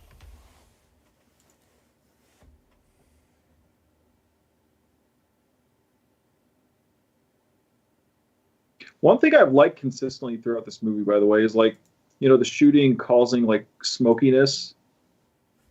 Oh yeah. Like I've liked that from the start, like just from even the Leia's ship getting invaded. Like I've always appreciated that. Like that's a nice touch to the movie. Yeah, it's like, okay, that's really deadly fire, right? It just, Yeah. I haven't noticed this much until you just said it out. It's just so hot to cause that kind of smoke immediately. Damn. Yeah.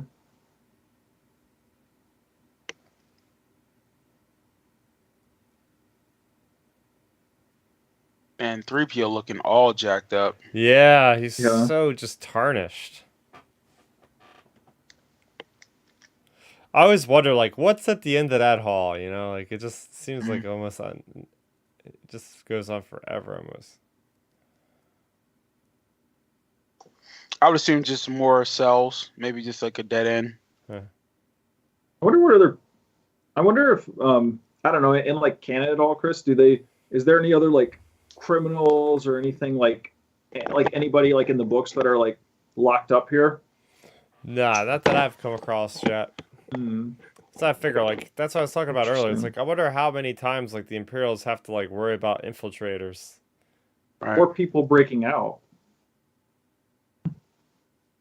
Yeah.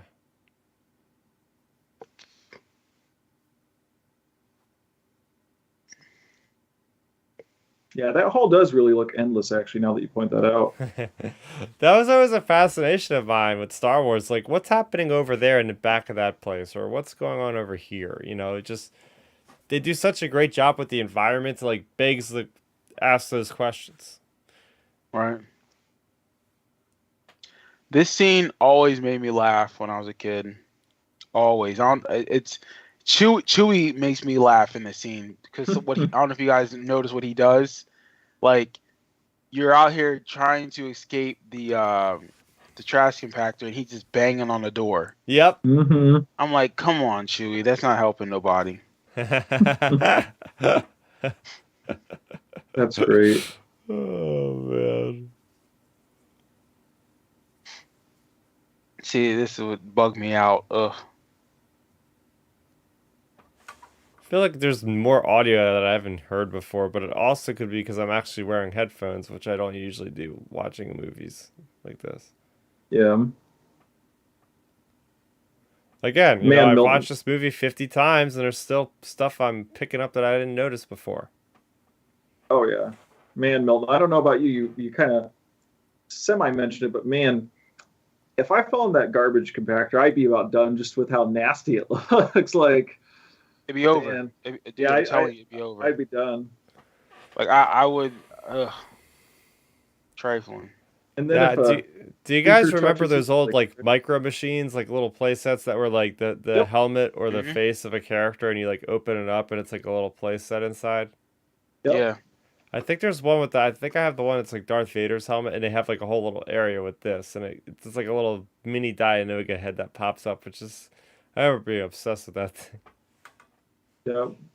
Oh, those micro machines are classics.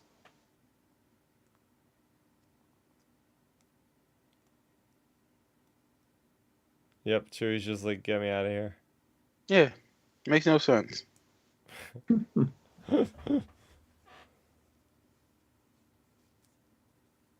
And it is really cool. I love the pacing of this movie. Like you go from that high flying pace to like basically dead stop. I mean, we're dead stop with the characters, you know. Right.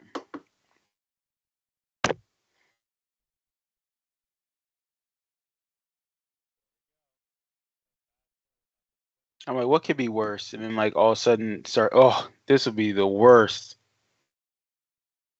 Oh, this would be a horrible way to go out.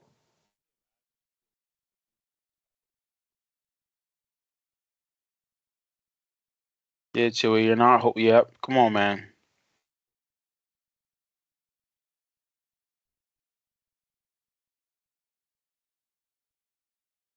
That's crazy.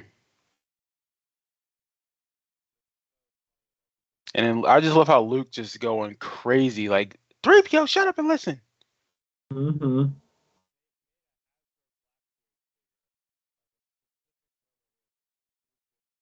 Oh, I forgot that they were looking for them. Yeah.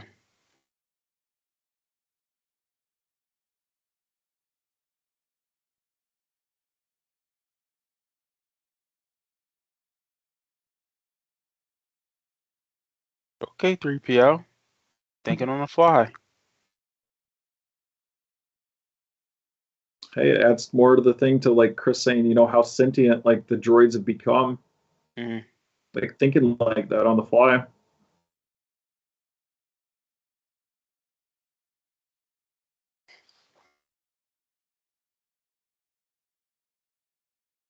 Gosh, so much of this like technological stuff, it's just like you look at it and like, gosh, I wish we had this stuff in real life. You're not wrong, man. Like look, you give me a Millennium Falcon, we're good. Oh yeah, 100%.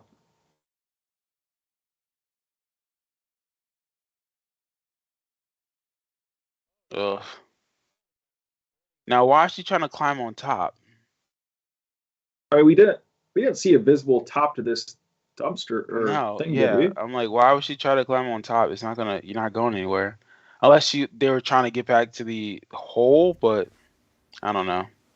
Oh, so that pull that they're trying to brace that with is from the Naboo starfighter that they put on the Mandalorian ship, right? Yeah, that's from the Mando ship, actually.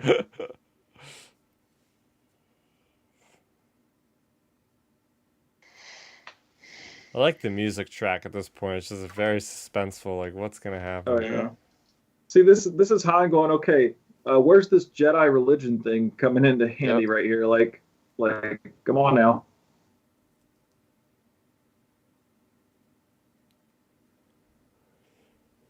Yeah, I'll be panicking too, man. Just like shut it all down. Hmm. Oh yeah.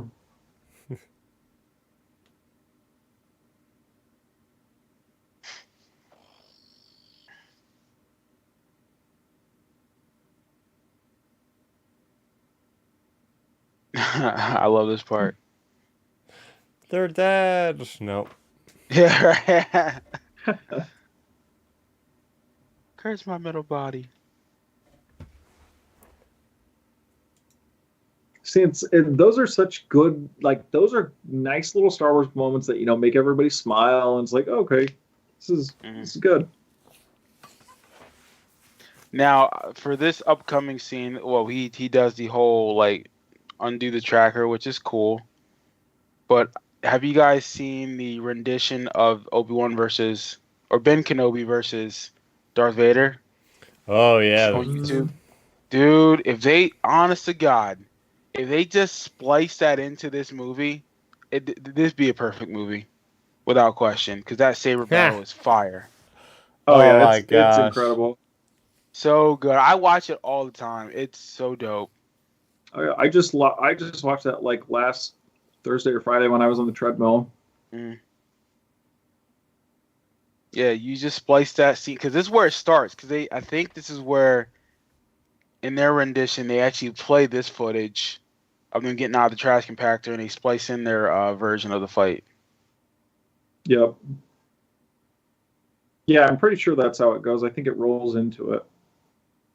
Yeah.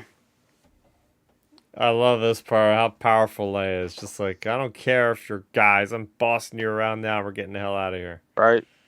Yeah. She means business, man. I mean, she's so much younger than like Han too. Han getting bossed around Yeah. after being, She's so so experienced look and how small she is too compared to everybody. She's tiny. yeah.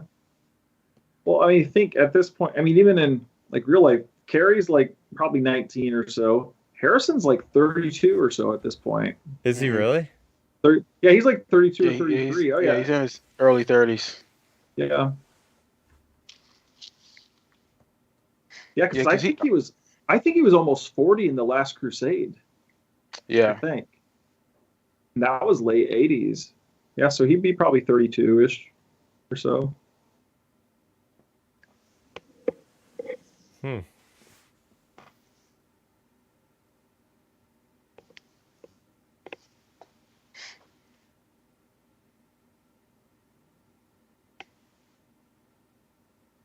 Yeah, those two troopers like, hey, what's going on? We're not really doing nothing, blah, blah, blah. Yeah. Stuff's about to happen, bro. That's what I mean. Got all these guys just hanging out. Yeah. Yeah, I never understood why he did this. Oh, when him and Chewie went I just love them charging. run. And this part right Mhm. here, like this part is brand new in special edition. Like Yeah. you see like the TIE fighters and like literally like a whole legion of stormtroopers just standing there. Mm-hmm. Like wrong way.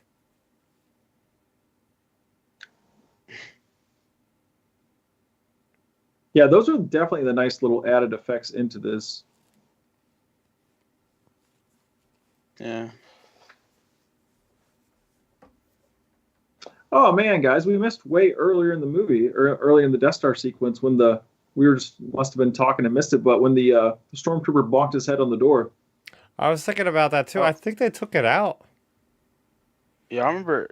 Yeah, I don't Did they? remember I'm that not one. sure if they I did. specifically remember seeing it very evident. And I remember hearing a noise before. I don't know if they edited it out somehow. Mm. Is I that don't the know. part where it is? Where with C-3PO hiding and they walk in, right? I thought it was, but I'm not sure because see, I don't know. It's so weird because the way the way when Disney bought these movies, like they couldn't like edit them per se, like adding scenes, cutting scenes. So maybe Right. if that scene was cut out, because like the McClunky scene, that was a George scene that was like recorded already. So like maybe George's final edit, he might have cut that out. Like I'm not sure actually now that you say that.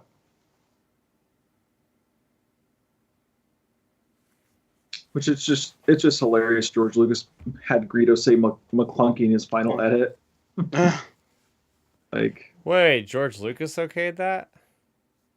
yeah, no, yeah. Oh, if you didn't know, yeah, all these updates that you see for these movies, because like part of Lucas's deal with Disney for 1 through 6 was they couldn't like go in and change. Like they couldn't go out, for example, and cut out the "I'm your father." Like they can't go in and cut out any scene, like anything. Like the final edits we got for these movies are the final edits, like period, Yeah. end of story. Okay. And like they were Lucas's final cut. So Lucas put in the McClunky thing after the original special editions that came out, because McClunky wasn't on the original ones.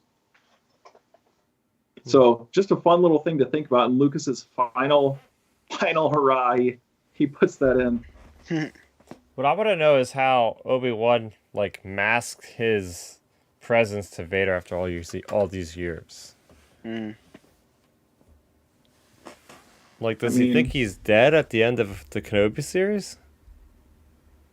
See, that's what I've been wondering too. Is like, are we gonna get something in the Kenobi series? I don't even know. Like what? I guess they'll have to.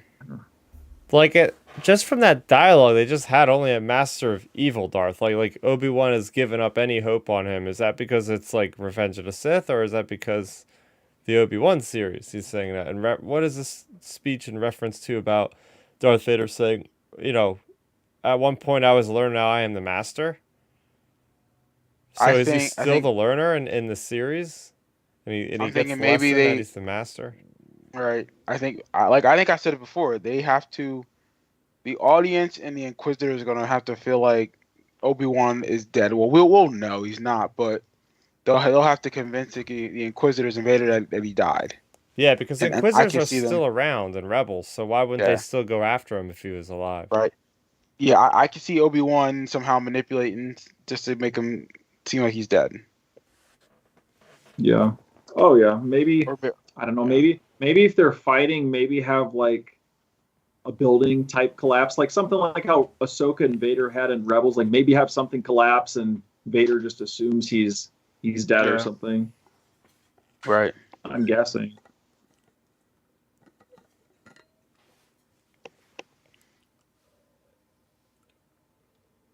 See, and the funny thing is, like, me mentioning earlier Obi-Wan's lightsaber, I feel like obviously Vader was overpowering in this sequence, but still, I was like, man, is Obi-Wan's lightsaber not as powerful? I don't know. It was just a running little theory. Right. I had one of those. So I was talking about some of our old toys from back in the day. I had like a place, I think it was from the Power of the Force line or something, or one of the lines back then. But it literally was like Luke and Han in the foreground, and then there was like a Vader and Obi-Wan figure attached to the stand in the background where you could move them back and forth like they were fighting in the background I in the remember hangar. that toy. Yep. Yep.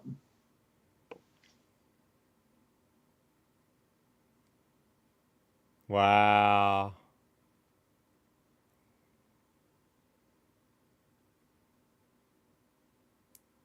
The crazy Good thing is job, Luke. about that whole yeah, that was a great shot.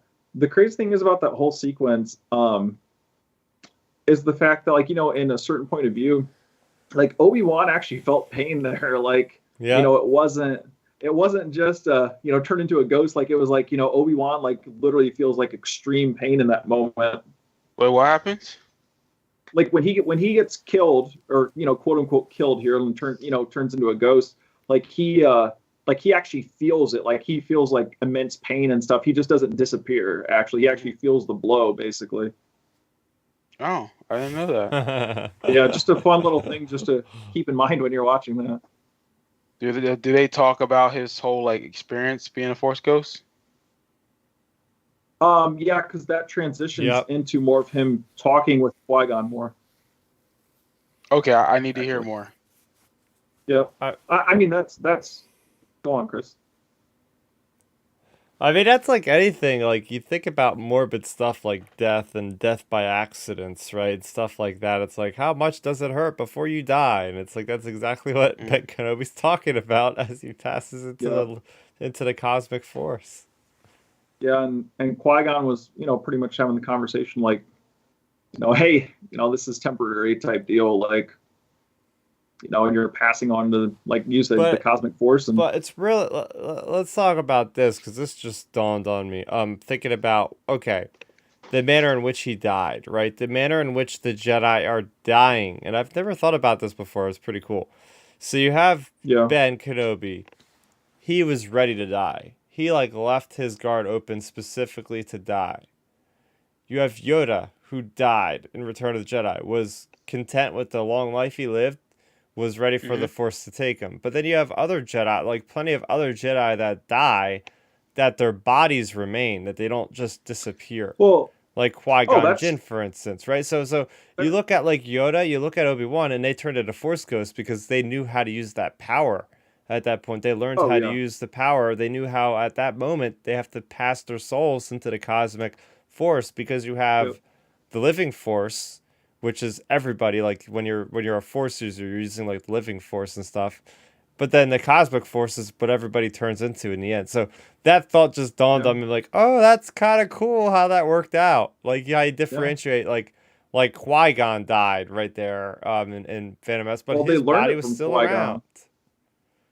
Yeah, I mean, think the only reason like Obi-Wan and Yoda discovered it is through Qui-Gon. Like, Well, doesn't if I say Yoda learned it, I think in Clone Wars they discussed this. Yeah. Then he yeah, go to the well, he meets the Wills. yep, he meets the Wills, and then and then even in Revenge of the Sith, I mean, Yoda literally says like you have more training. Yeah. This scene's always been dope to me. I don't know. I'm really really hoping we get Qui-Gon in the Obi-Wan series. Like, I really hope we get that.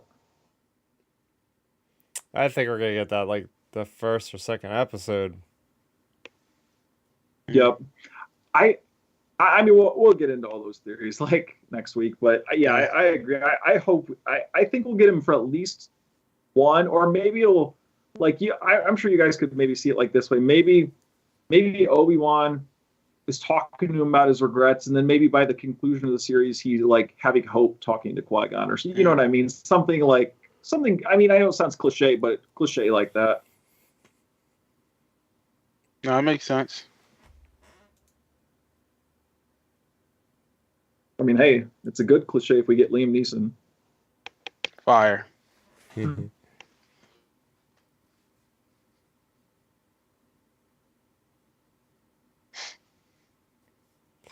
See, there's Han Yeah. Solo being so full of himself, it could have prevented the whole matter if he would have just said, okay, let's park the ship somewhere else and get rid of the tracker and then go. Right. He's like, I just want that money. I love in the Family Guy Star Wars. Leia's like, well, Luke, I'm sorry you're so sad over the person you met 3 days ago. That's like, crazy. yeah. It's a good point though. Wait, say that again? He didn't know Obi-Wan for 3 days. No, I know, but I'm saying like the context of like Family Guy, just poking fun at it. Just seeing okay. it like say this movie wise, like just poking fun at it.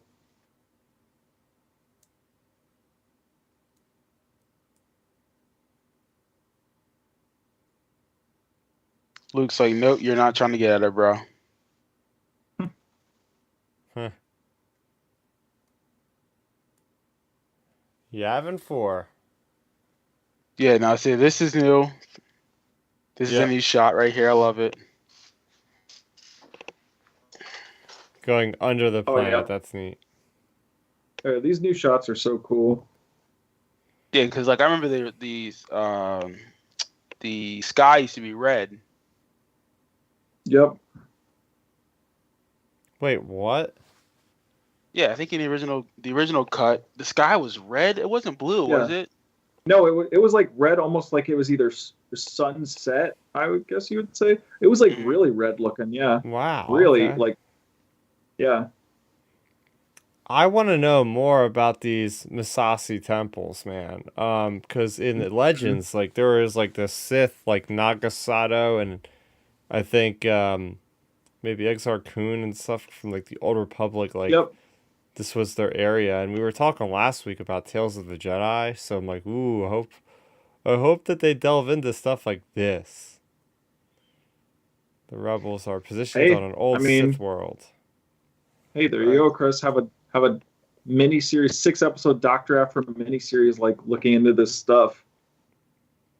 Oh, well, do you realize that something. Dr. Aphra actually went to Yavin 4 in like the Oh, first did or she? second issue? Oh, Yeah, I didn't. I guess it implies that. it's I mean, really it's been cool. So long. she goes back there, and the Imperials like immediately had taken over the base, but the rebels escaped before they got there. So she's like infiltrating the Yeah. same great temple. Right. and, Oh, that's like, cool, getting stuff. actually. Yeah. Oh, that's really cool. I've always said her character would be one of the best, like, comic/book characters in Star Wars that are not like mainstream, like Thrawn or people like that, to get some type of a series or something. She'd be Oh, no good doubt. for like a an animated series, especially. I feel like she has like that Harley yeah. Quinn-esque humor that could work Yeah. really well. That'd be like the first like rated R Star Wars or something. Hey, there we go. Because that Harley Quinn cartoon is funny. Oh yeah, it's good stuff. Now the technology here, always makes me laugh, but I like it though. Like just the plans of the Death Star is like, come on, because then you look at the one in Revenge or Return of the Jedi, significant improvement. Yeah, it's only like a 5 year Yeah. difference. But again, this is the Yeah, thing with the rebels, right? At this point, the rebels were not well funded. I guess you could say, like, absolutely. okay, Which, they're yeah, just getting by with whatever leftover tech that they can get their hands on, and then by Return of the Jedi, they're a little bit more organized. yeah. Which that's why it makes sense. It's perfect how they have it, you know. Oh yeah.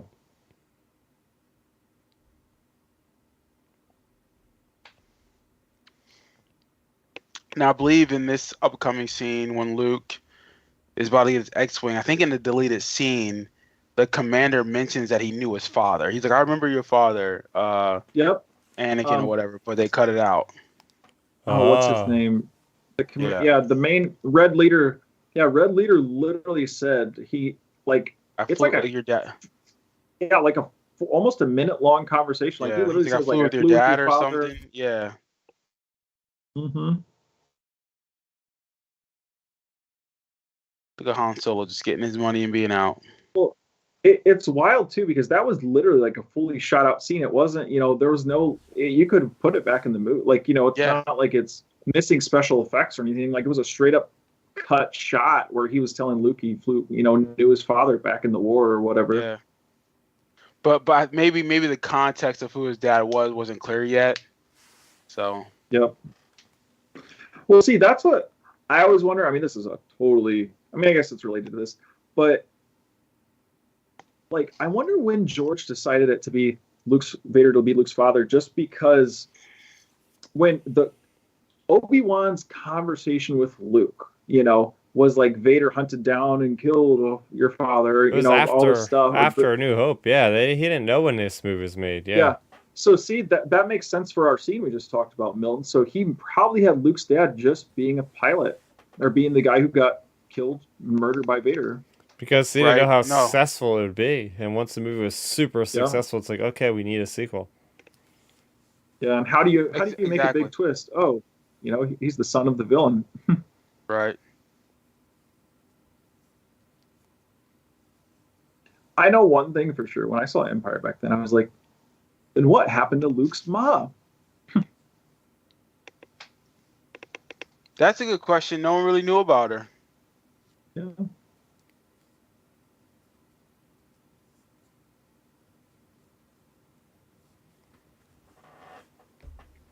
Now that's the Red Leader, correct? Was he in um Rogue One? Yeah, Yeah, Red Leader. Yeah, he's the main guy, one of the main. Red Leader or Gold Leader was there, right? yeah.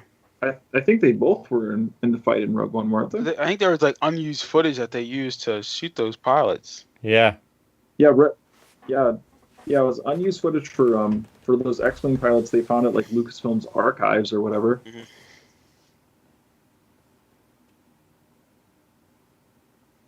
Which that also makes me wonder, is like, man, how much unused footage I would love to see they have there. Right. hmm.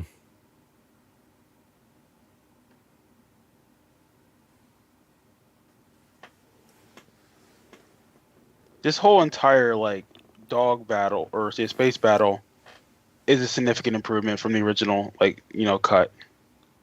Like this needed to happen. Oh, Yeah, for sure. I feel like most of the work in the special editions probably went on this first movie. Hmm. Empire doesn't really have a whole lot of stuff. Return of Right. the Jedi does have like entire sequences that are new. Yeah. But this definitely needed the improvement, like Milton was saying. Like they were, hindered by the time. But they can go back and add stuff. Hmm.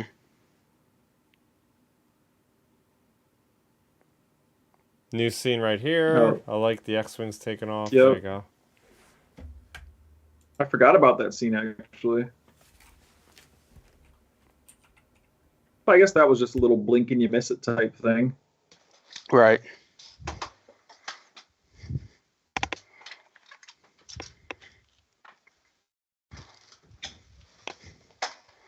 Yeah, this is all new. Love it. Oh, it's so good.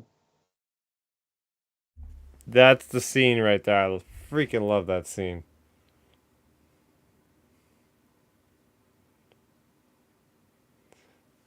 Little did we know that Red 5, he's replacing the guy that was lost on the Battle of Scarif. Oh yeah, that's such a good like. I'm so glad. I was a little nervous when going into Rogue One. Like I was like, man, or once we got to the X-wing sequence, I was like, I wonder what they're gonna do with Red 5, and they answered that really quickly.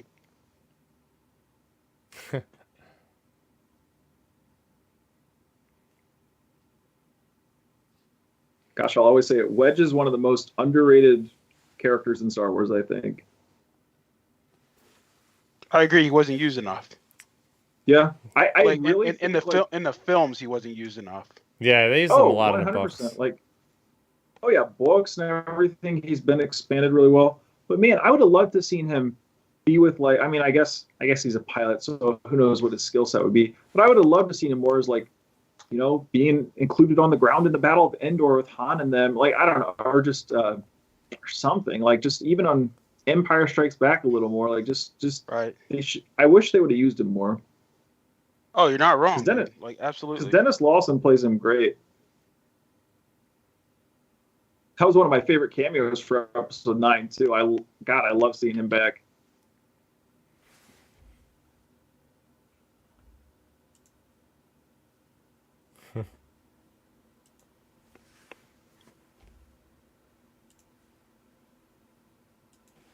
Porkins! Like, no matter what, I was- like the... Go ahead. Oh no, go ahead. No matter what, the Death Star trench run levels on any Star Wars video game are always the best. Like, I could play 100 of them, but I always get excited to play them. Even in the Lego Star Wars game, I'm like, I'm having a blast doing a trench run right now. Oh, for You're sure. not wrong. No, what I love it. yeah, oh yeah, for sure. What I was gonna say was, man, so like when they're shooting the trench run and stuff, that's like blowing up inside your base, inside your ship. Hmm. Yeah. Like I don't know, that's God, what a design. This is why I wish they make like an actual like video game. I know they made Star Wars Lego that you guys are playing right now, but like give me like an actual like Star Wars game that I would play. Like Revenge of the Sith. Yes, like if they gave me like a 9 episode one like Revenge of the Sith or Force Awakens, Force Unleashed, and so I can do these type of scenes. Oh my god, that'd be dope. Oh, Well, I mean, I'm sure you guys remember from the us in the late '90s growing up, like when you go to those arcades when we were kids. I was about to Oh, say, They had that the X-wing trench run, Yes. like yeah. they had those. There's Oh, You one literally that sat in it. yeah, I told you about that one store near me. They have that game there. Yeah, dude. It's called Star Wars Arcade or something. Yeah. They have the Star Wars like Hyperpod or something. It's at this annual party that we go to every New York Comic Con, and the one New York Comic Con I went with like the Luke Skywalker orange jumpsuit cosplay that he's wearing, and I was literally piloting in that cockpit with the Luke That's Skywalker awesome. suit on, and it was like, and I won the game too, and it was like, but everybody's like, yeah, Luke what's Skywalker up. saved the galaxy. that's so great. Yeah, those old arcade games back then, they were classics. No, my favorite one of all these like flight games was definitely Rogue Squadron 2 Rogue Leader for the Nintendo GameCube. I Mhm. remember going to the local Kmart because that was the demo level. Is this area here? Just to walk to Kmart just to play the damn demo station like every other day. Right. Because at the time the graphics were like lifelike, so I was like, "Oh my god, I'm in Star Wars." Fly to the trench run. Oh yeah.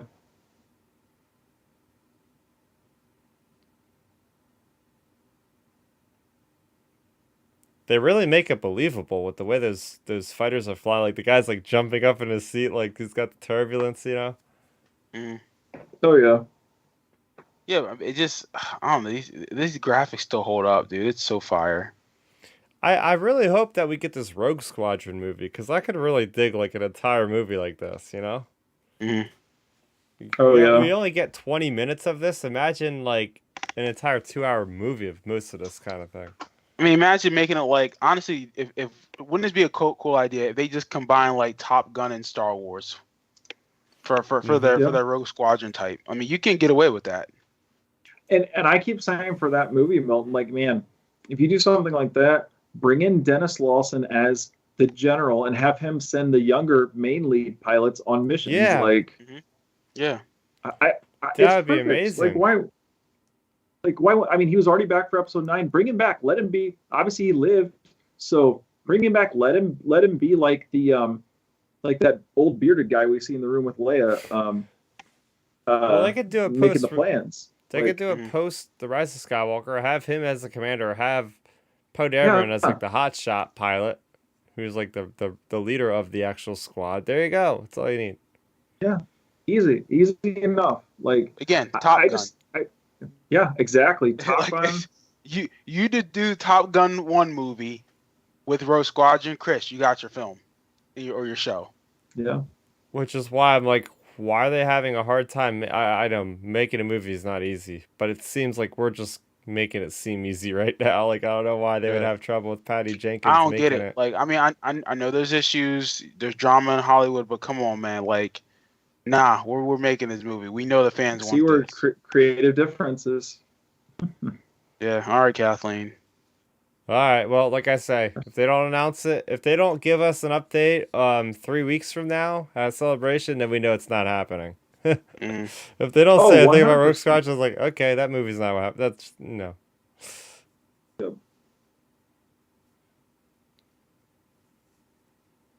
Just a few seconds.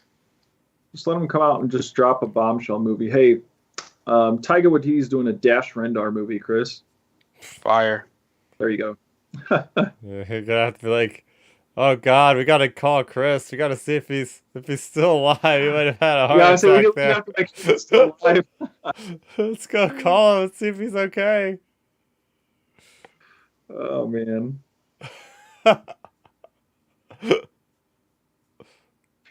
And he missed. Come on, dude. Yeah.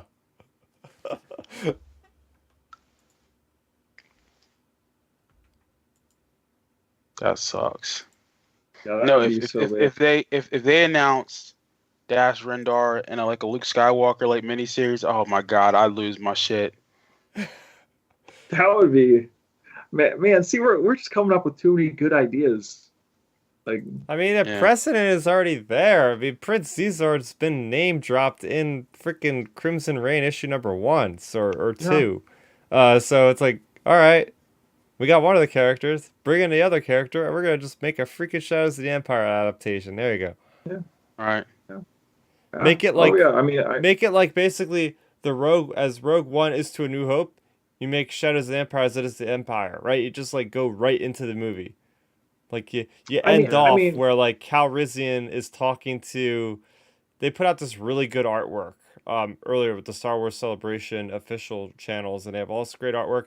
One of the original art pieces is a great print of Chewbacca, of Lando in a skiff gear, and Leia like before she got into the costume of Boosh, like on the Falcon, looking at like a hologram of like Jabba's palace, like planning their like Right. breakout of Han Solo. I'm like, that's how you would end the movie. You would like end like them planning yeah, it, and then you pick up with That'd be dope. C-3PO walking up. It's like, hey, it worked for Rogue One pretty well. That movie made a lot of money. It's the people's favorite Star Wars movie of the be last Disney fire. era. So it's like, do it with the Shadows of the Empire.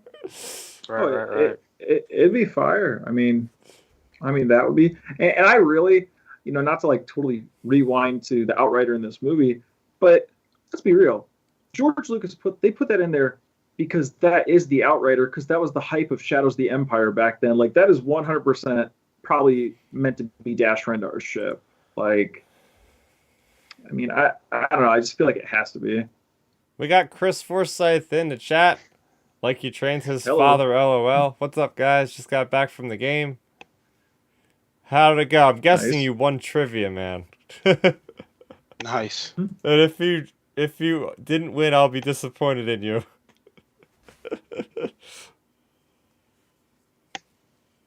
We use the Force, Luke.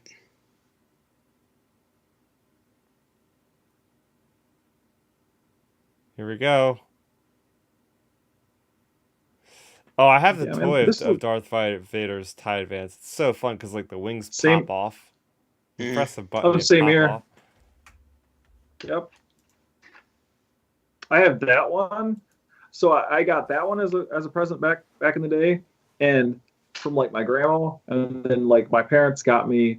It was Luke's X-wing, and it was like where you if you would pull back on a lever like next to R2, it would like turn R2's head, and then it would turn Luke's head, and you'd hear Mhm. Obi-Wan talk, and like it was literally like a fully like capable like little electronic, actually not little, a full big electronic X-wing.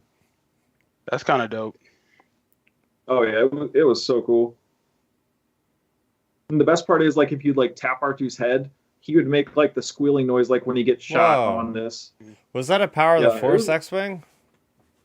Yep, that's exactly what it was. I'm pretty sure. I was always so envious of my friend had one of them, and I remember how big that thing was, especially as a kid. Yeah. Like your hands are so small to like pick up the X-Wing. It Yeah, was like freaking felt like it was 3 feet long or something. It was freaking yeah. big.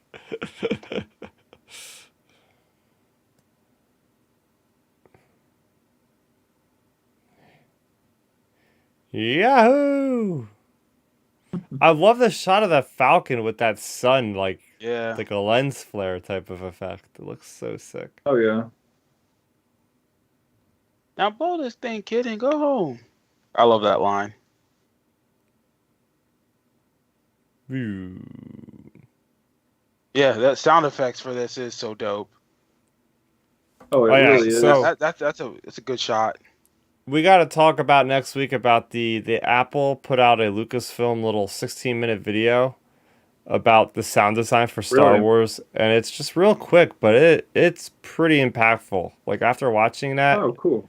you really get a good idea of they literally use like for one scene they could use like 1,000 different tracks of sound effects. It's insane. For like Revenge of the Sith, they did like the Order 66 sequence, and it was like insane. They would take like layers of sound out, and it would be like, whoa, I didn't realize like how much sound is in this actual shot. Mm. So Interesting. we'll definitely talk about that in the Boba Fett documentary, which had some really awesome stuff I seen in there as well. Interesting. Yeah, we'll definitely have to check it out. It's just such a good feeling at the end of this movie, right? Like you just blew up the Death Star, you conquered evil. Darth Vader might still be out there, but the rebels saved the day. Yeah. Mm. Well, for all we know, Vader's basically the only, like if you watch this movie straight up, Vader's pretty much the only bad guy left in the whole galaxy. So it's like, oh, what's he gonna do? Mm. And I mean, you even mentioned it to start the commentary melt. Like you were like, hey, this is like, out of all the Star Wars movies, this is the perfect beginning and ending to a Yep. movie. Oh, okay. It So is. yeah, I mean, this song, man. Oh man, is this gonna get you hyped up? I love this scene. I love this chamber. I kind of wish they would have kept this base around more because this is a dope chamber. It's a dope base for these people and how like all the different ranks you Mhm. get to see it. I love that yellow jacket that Luke's wearing. I'm gonna be wearing that same costume in 3 weeks. Yeah, I've always liked That's that one. great. That Uni's fire. I want Yep. to get the Han Solo jacket from Empire Strikes Back. The blue one that Yeah. he wears, dude. That's like $400 to get. Wait, Like, Oh yeah. what? It's like a $400 jacket if you want to Wait, get like which a nice one? authentic. The blue one that he wears when he's inside Echo Base. The coat? Before, not the coat. It's the blue thin jacket. Oh, how the heck is that thing worth $400? I don't know. Listen, Yeah. You could get just a similar looking one. I'll say I can buy 2 pairs of Jordans for $400. Okay, Hmm. just saying.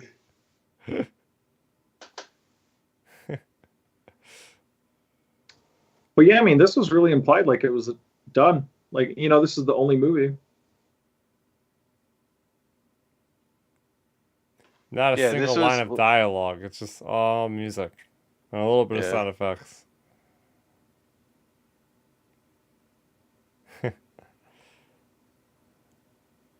There we go. That's a wrap on A New Hope. Yep. Such a great movie. Written and directed by George Lucas. Gary Kurtz produced it. So Gary Kurtz produced the first two, and I believe Howard Kazanjian he produced the last one. Yeah. Yeah, I think that sounds correct, right? Yeah. Yep, we got Chris saying in chat it was the Phillies game, Star Wars night, but we lost.